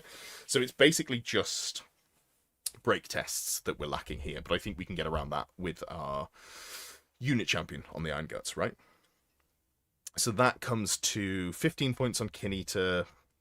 Then we've got 35 points here, 35 for Spell Eater Axe, so that's 70. And then we've got, how much is 180? So that's plus 100 because so 280 points for the Slaughtermaster here. 280 points. Then we've got a Firebelly as our level 2 caster. This does need testing. This is admittedly the bit that's like a little bit, I don't know. Because what I want to do is go level 2 battle magic. Oops. Battle magic. And then we'll go Law Familiar. Power scroll. And then also Great Weapon. Which is, I think it's 110 for the base cost on a Firebelly. We've just looked at it. Yeah, 110, 140, 190, 196, which is not too shabby. 6 points.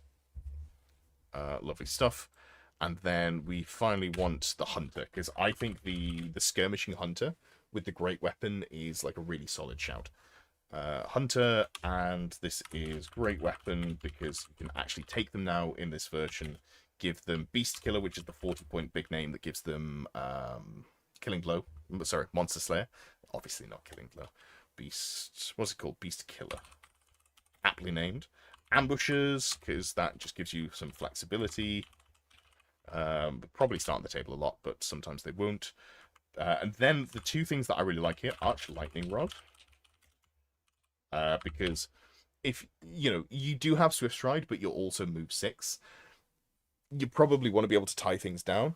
Even if it's not just the dragons, if it's stuff like being able to tie down the Pegasus Knights, make it harder for them to run around, that's something that's worth doing. And then if you're playing against someone who's got, you're playing against Orcs and Goblins, and you're like, oh, you've got a Wyvern? Wow, I forgot that you had movement 4. That sucks for you. It's also Leadership 9, so it's just a good place to be. Paymaster's Coin is the other thing. Because you've only got 4 attacks and you've got mediocre weapon skill. Your weapon skill 5. So any monster that matters, you're hitting on 4s. You really want to get those 6s to wound, so getting more hits is the way to do that. I actually don't think this thing kills monsters particularly well, but I think as a full package, which is... Oh, I've got to go see how much it costs. So 115, 40 points for... So 115, 120 for the Great Weapon, 160 for the Beast Killer. And then we've got Arch Lightning Rod for 200, Paymaster's Coin for 225, and then there's also the Ambushes, 231 points.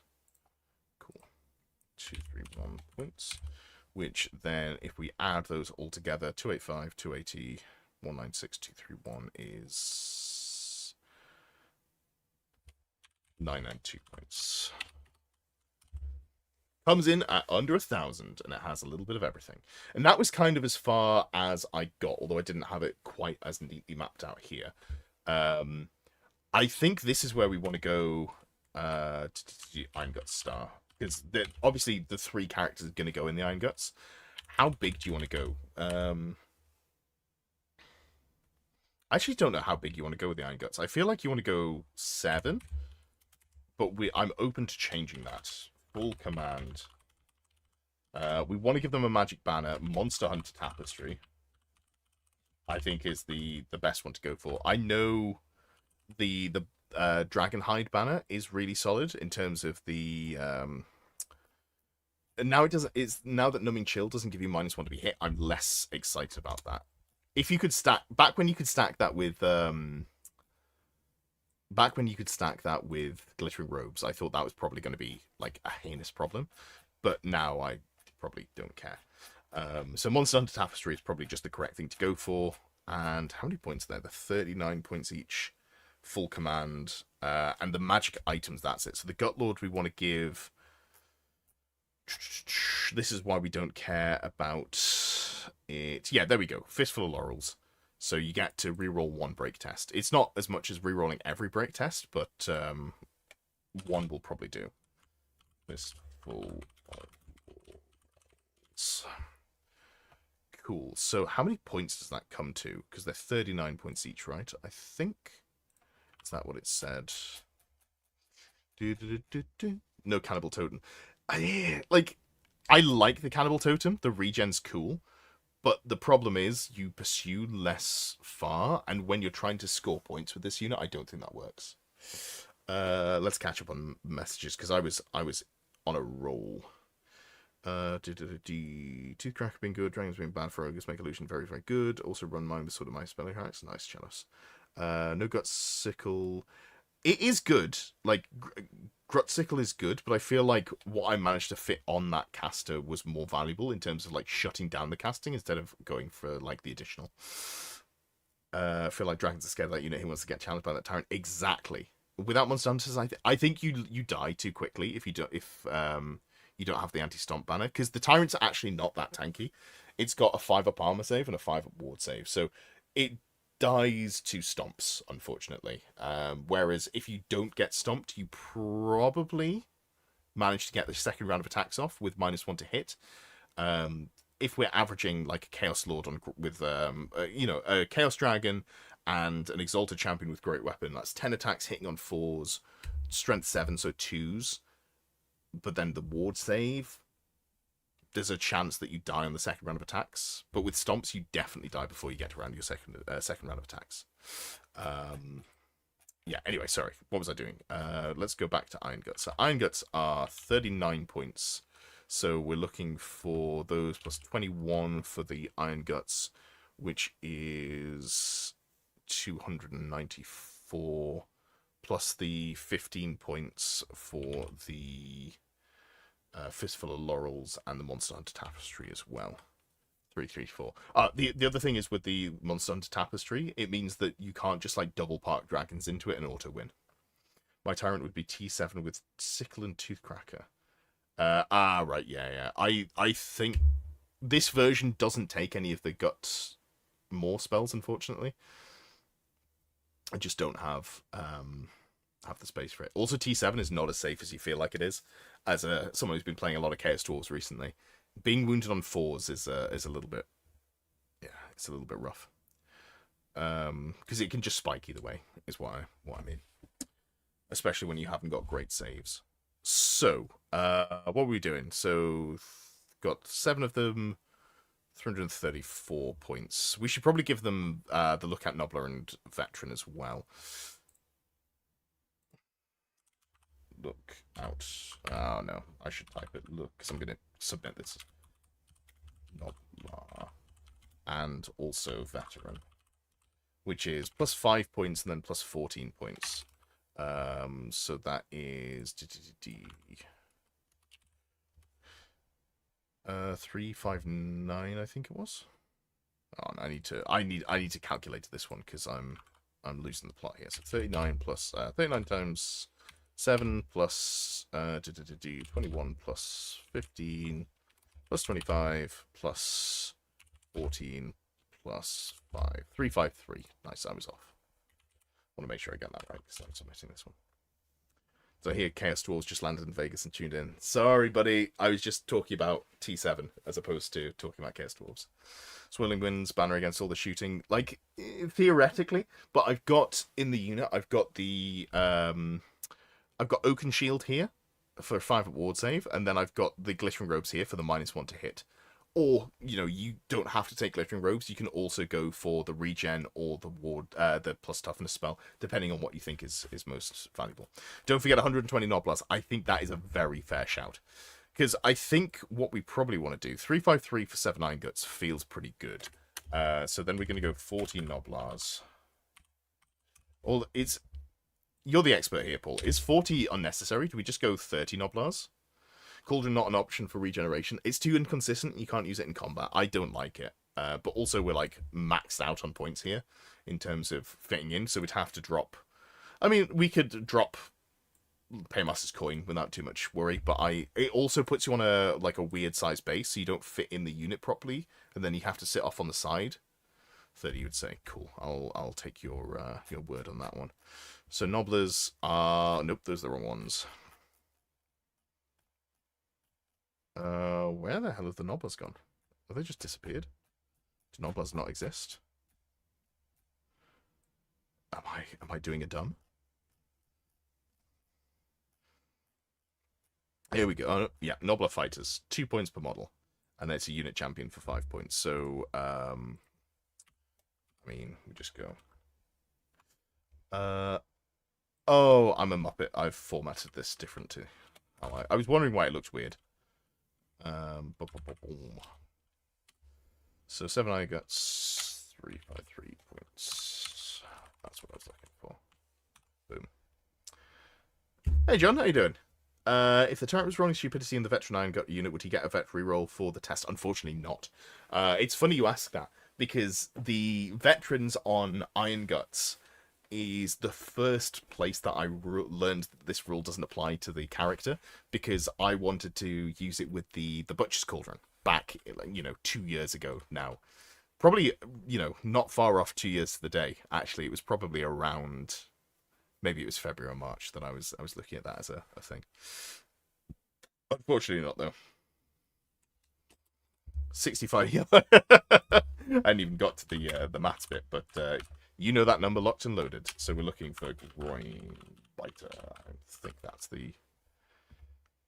I'm pretty sure that stupid is different. The unit becomes stupid and therefore I can re-roll. I don't think so, because it's the model is stupid, right? As opposed to... let's have a look at the wording on stupidity.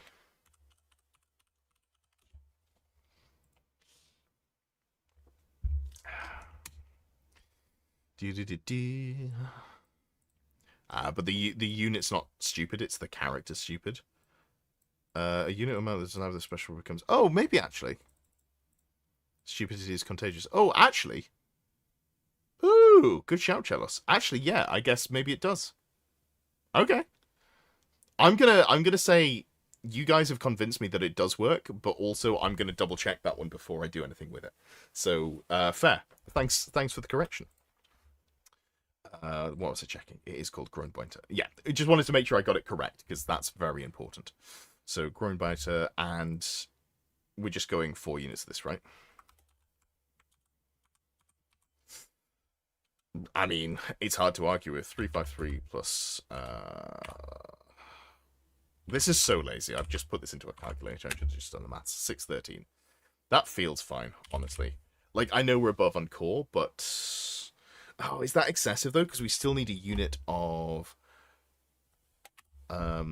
We still need a unit of the Sabertooths. Where's my Sabies? Saber Tusk packs. Saber Tusk. How many do we want? I feel like it's not 10. 10 feels excessive. Maybe it's 6. The 2 wounds per. They've got no saves. It's when you. It's not unit strength, is it, for panic? I think it's literally just models. Common cause of panic. Heavy casualties. Quarter of models. So if we go 7, because then we've got the character attached, so they're 8. And then you need to lose 3 models before the panic test. That probably feels correct, right? That's about as correct as it's going to be. And they should definitely go for ambushes so I can start them off the board. Ambushes, which makes the maths nice and easy because they're 140 points. So that puts us up to 753, which is not that many. 753 plus 992. 255 points. And I'm thinking the way to round this out, it feels like I'd love the Mournfang. They're pretty active, but I'm actually not in love with how they play. I think they're decent, but not. I don't lose my mind for them. Whereas the Iron Blaster I do really like, even though it ruined me. But they're 370 points for 2 of them.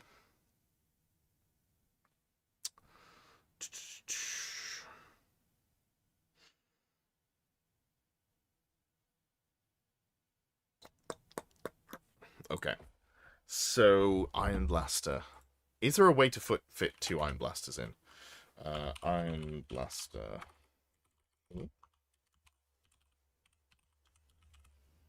185 points.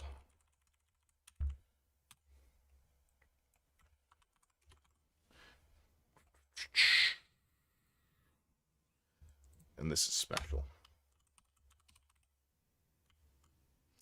How do I format this? 370 points. So, 1+ pull restriction did nothing wrong. It did everything wrong. Shut up.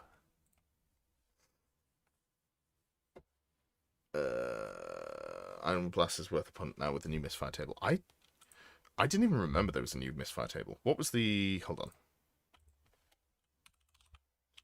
I know it used to be really punishing, and I got fucked by it the first time I played them. I think I literally played them for 1 game, and it's a battle report you can see on the channel. Was I the one playing? I can't remember if I was the one playing the ogres in that game. I think I was. I'd have to go back and check. Anyway, one of the first videos, either on this channel or maybe back when it was on 6++. Hard to say. Hard to say. Yeah, that's what I was going to look for. Cannon Sky Titans. So 1 is destroyed, which is really rough. 2 to 3 can't shoot ever. 4 to 6 can't shoot this turn, can't shoot next turn. And it's become basically a normal cannon, but slightly worse. Alright. I feel like it just being destroyed on a 1. I understand that's like how it was, but it is rough. I do feel very, very aggrieved. But then also, even if you don't use them, it's a source of first charge. It's D6+1 impact hits. It's like a good chunk of attacks in there. It's hard to argue with, I feel like, for what you're paying. And it's also T6 with 5 wounds and a 4-up armor save. It's just solid. It's just solid. Anyway, right, let's have a look at points. And I'm gonna put this in a calculator just so I don't get anything wrong, because this is where I'm gonna submit it, and if I've got it wrong, I'm gonna be shot. So 115 points over here. So, in terms of what we can drop, we could probably drop the Paymaster's coin. I know that is like, it's got value, but if we drop the Paymaster's coin. Okay, so there's no way to highlight it or something like that, is there? What if I went here? Okay, So this is 25 points. And what else can we drop? I really like the Arch Lightning Rod. I don't want to drop that. I don't want to drop the Power Scroll, because that's the only way we're going to get Arcane Urgency off on a key turn, or any turn. I don't want to drop the Hellheart. I don't want to drop Kin Eater. I don't want to drop anything else here. So it might just be the Paymaster's Coin from the character slot. Okay. Core.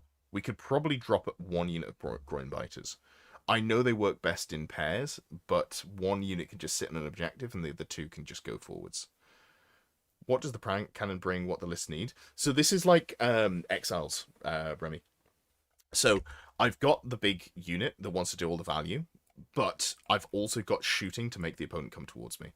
And also one of the things that this list hates, because there's so many multiple wounds models, is it hates cannons. So if I'm able to snipe enemy cannons before they take their pound of flesh, it just gives me a lot more play in there. Yeah, so let's get rid of 1 unit of Groinbiters. Groinbiters? Noblars. Plus 65 points, that's 90. With that many infantry units, you don't you need the BSB instead of the fire belly? Swap illusion for battle if you go down to a single caster. So the let's just go up here. Nobbler fighters are wait, hold on. I thought there were levies on top of largely insignificant. Let's just double check the largely insignificant rule. Huh, they could get the reroll from it. I just assumed that they couldn't because but like every other army has levies. Why don't I get the regen with the Oaken Shields cannons are kind of nullified. What regen are we talking? The regen banner? Or because like I think all of the regen that you can get is kind of limited. If I'm coming up into a shooting matchup, like if I'm going up into a matchup where I don't need glittering robes because I'm not playing against something that's super melee heavy, I can take what should we call it? I can take, I've forgotten the name. Teethcracker? No, I can take Troll Guts, getting a regen there, which is just solid in general. So you'll probably cast it at 7, you'll get the 6 of regen, and that's just going to be enough to give you some value against the cannons. So that's nice on its own. It's going to be rare that you need the glittering robes and the regen, so I think this is the best way to get the regen in there without sacrificing, because Cauldron is inconsistent in how it works. You can't use it in combat, and you have to sit on the side of the unit, which means that you potentially have to go wider, or it like messes up your width thing. And then on top of that, it's a leadership test, so it can just not go off when you need it to. Obviously, spells can not go off as well, but like this is something I can flex into instead of making it a core part of the strategy. And then the banner is an always on regen, but by taking the banner, you lose out on you only pursue a single d6, so you're probably not going to run down units, which means that you're just not going to get points out of your super killer unit, basically. T5 Nobbler unit looks fun. I agree. The Nobbler's a leadership 9 from the Tyrant. That's so funny.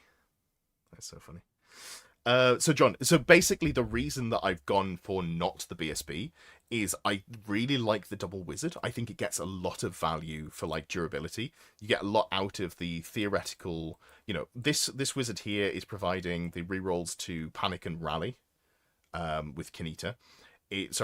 Not Panic and, is it it's God.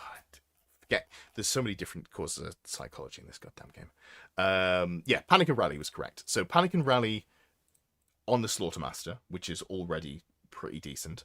Then we've got the Fistful of Laurels to reroll one of the break tests, or like to make one of the break tests better. I can't remember. Is it reroll or is it a 3d6 on Fistful of Laurels? Yeah, you can reroll the break test. So you get like a once per game reroll the break test there. So the Iron Gut Star is pretty good. They don't have to worry about, obviously a BSB wouldn't help with this, but they don't have to worry about fear or terror because they cause fear themselves and it's a big unit. So I feel like I can get away without the reroll, and it's just how the Nobblars sort of interact with it that really will come up there. Could you cast Cracker and Troll Guts in combat? It's not ranged self. Probably not then. Let me just double check the wording. So no, yeah, unfortunately not. Not only can they not be cast by a model in combat, you wouldn't be able to cast them into combat because it doesn't say that it can do. So, yeah. Limits there.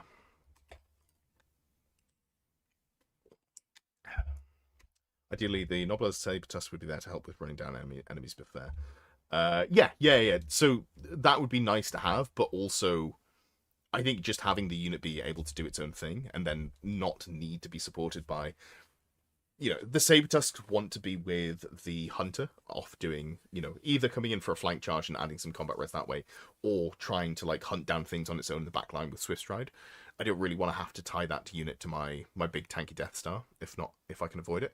Because then, when you're putting so much value into one unit, which we already have done, but by putting even more value into it, it makes it so people decide that they just can't kill that at all, and they pick up the easy points elsewhere.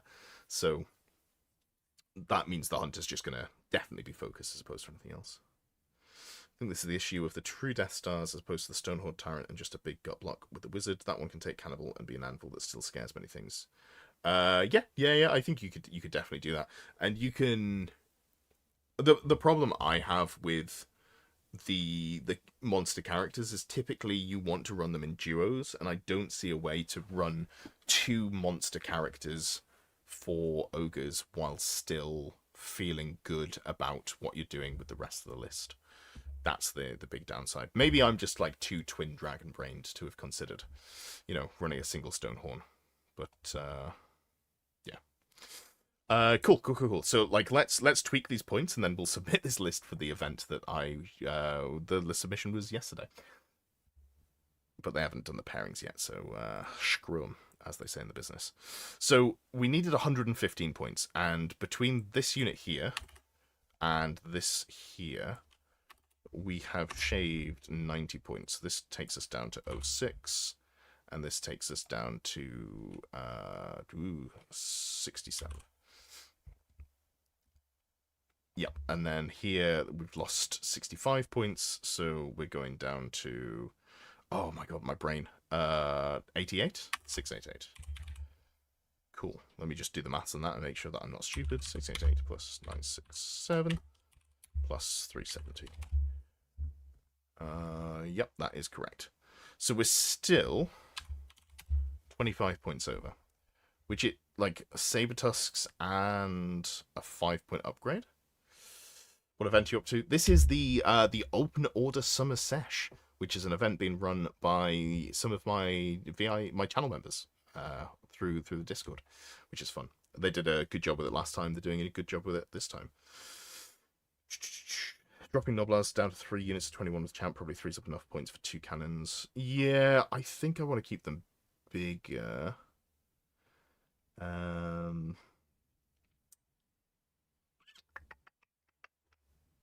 Yetis instead of sabers. No. So the Sabertusks are here specifically for the Hunter to join. So the Hunter, which has got... The Hunter's great. The Hunter is one of the most fun parts of the list in my mind. So you can now take a great weapon, which means that it's an actual combat character. And sure, it's only weapon skill 5 and 4 attacks, but it's still pretty decent. And then it's with it's joining the Sabertusks, which means it gains running with the pack, where you can stay in skirmish and you can't be targeted by enemy shooting, and you gain Swift Stride, so you're actually able to run around and do things. And also you can ambush and join them as well, which is really nice. Yeah, anyway, this thing's good. I think it's probably... we're kind of splitting hairs here a little bit. I could go down to like 6 Sabertusks and then drop like 3 Noblars, so go to 29 each. That's probably the way to do it, which becomes 63, and then we just copy and paste this 3 times.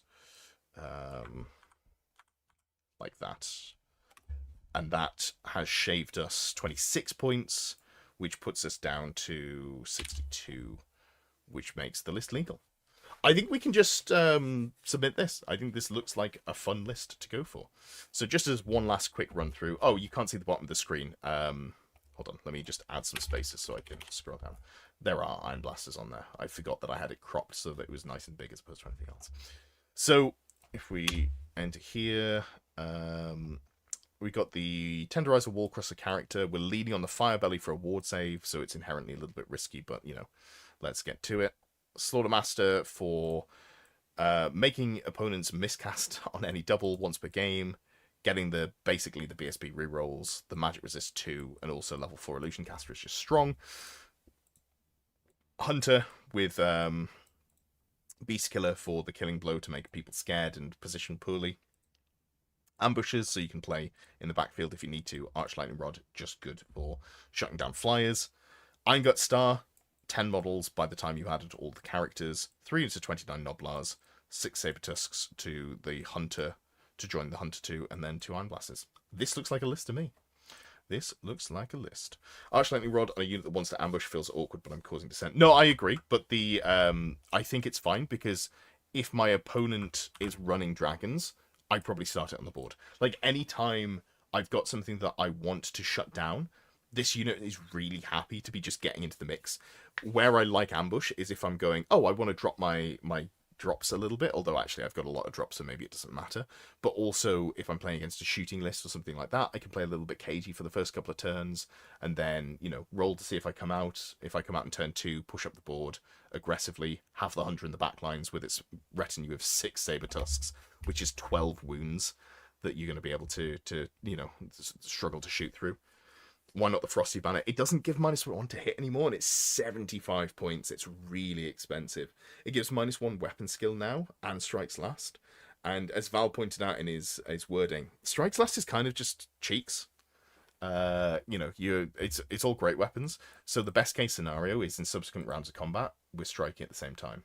Or like, if I get the charge off on you, then you don't get to you know, hit me first if you're like an elf or something like that.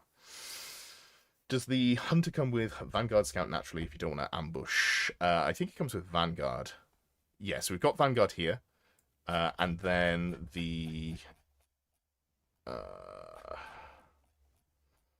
where are the Saber Tusks? I think I've gone past them again. I keep doing that. Saber Tusks come with none of that, and you can't buy it. So... But I don't love Scout as a rule anyway, because you're giving up the +1 to go first, and you can't charge. I guess it's not bad with the number of drops we've got here. I could just put the Hunter like in the back lines as a small base against shooting matchups, and then just like march forwards on turn 1 and be like, either you kill me right now, or I'm going to charge you. That feels pretty okay. Did I see the stealth buff for Nobler Trappers? They've got dangerous... Yeah, so they've got the version that they get for whatchamacallums. Oh god, X-Force sappers, the engineer sappers, where if you end near them, you take dangerous terrain tests, right? Which I think is still good. I just don't know that I want to run this unit. If this unit could ambush, then I would be super on board, because you can get into the back lines. I guess with scouts maybe. I can't remember. A Nobler Trapper's Core? Because there's maybe an option to run a unit of those. But like, I already feel like we're running quite low in terms of Nobler fighters. Yeah, it isn't cool. I don't think I want to play around with it, but I like, it is solid. I think there's stuff you can do with it. I really do like the Yetis for some reason. Really? I'm gonna have to relook at the Yetis. I feel like they were one of the units that didn't change much, right? From previous versions. Yeti. 43 points. I think they lost like 2 or 3 points there. And they've got Grimfrost weapons, which are Strength 5, AP 1, Armor Bane 1, Magical, which is fine. Ravenous Hunger for the reroll charge. Yeah, I'm not sold. Numbing Chill... I assume you've seen, Remy, that Numbing Chill no longer is -1 to hit, and it's back to being just like -1 to weapon skill. I don't think they're bad, I'm just not sold on them. You took them to a tournament a couple of weeks ago. Fair. I just don't feel like what they do... They move 7 with Swift Stride, which is not bad. But I don't... I'm not sure what they bring that I need. True enough for a baggage train. True. That is true. You're not wrong there. Well, you know what? I'm going to, right now, put this in the open order summer sesh here. Add lists. Add a text list. 2,000 points. I'm going to do it manually because we're playing old school. Ogre Kingdoms. Hell yeah. Oh, I need to paste it into there. I assume I copied it, but let's just double check. Boom.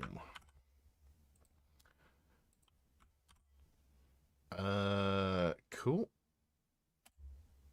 Submit list. Boom. List has been submitted. Hell yeah. Hell yeah. Might bring Ogres to Saffron.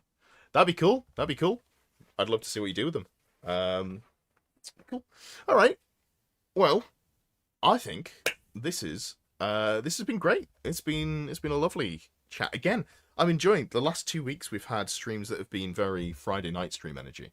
A lot more chat interaction. Big fan of those. And now is a good time for me to wrap up because it's 10 o'clock and I'd like to not be working. But it's been great. Thanks for hanging out. And I'm going to go to bed now. Later.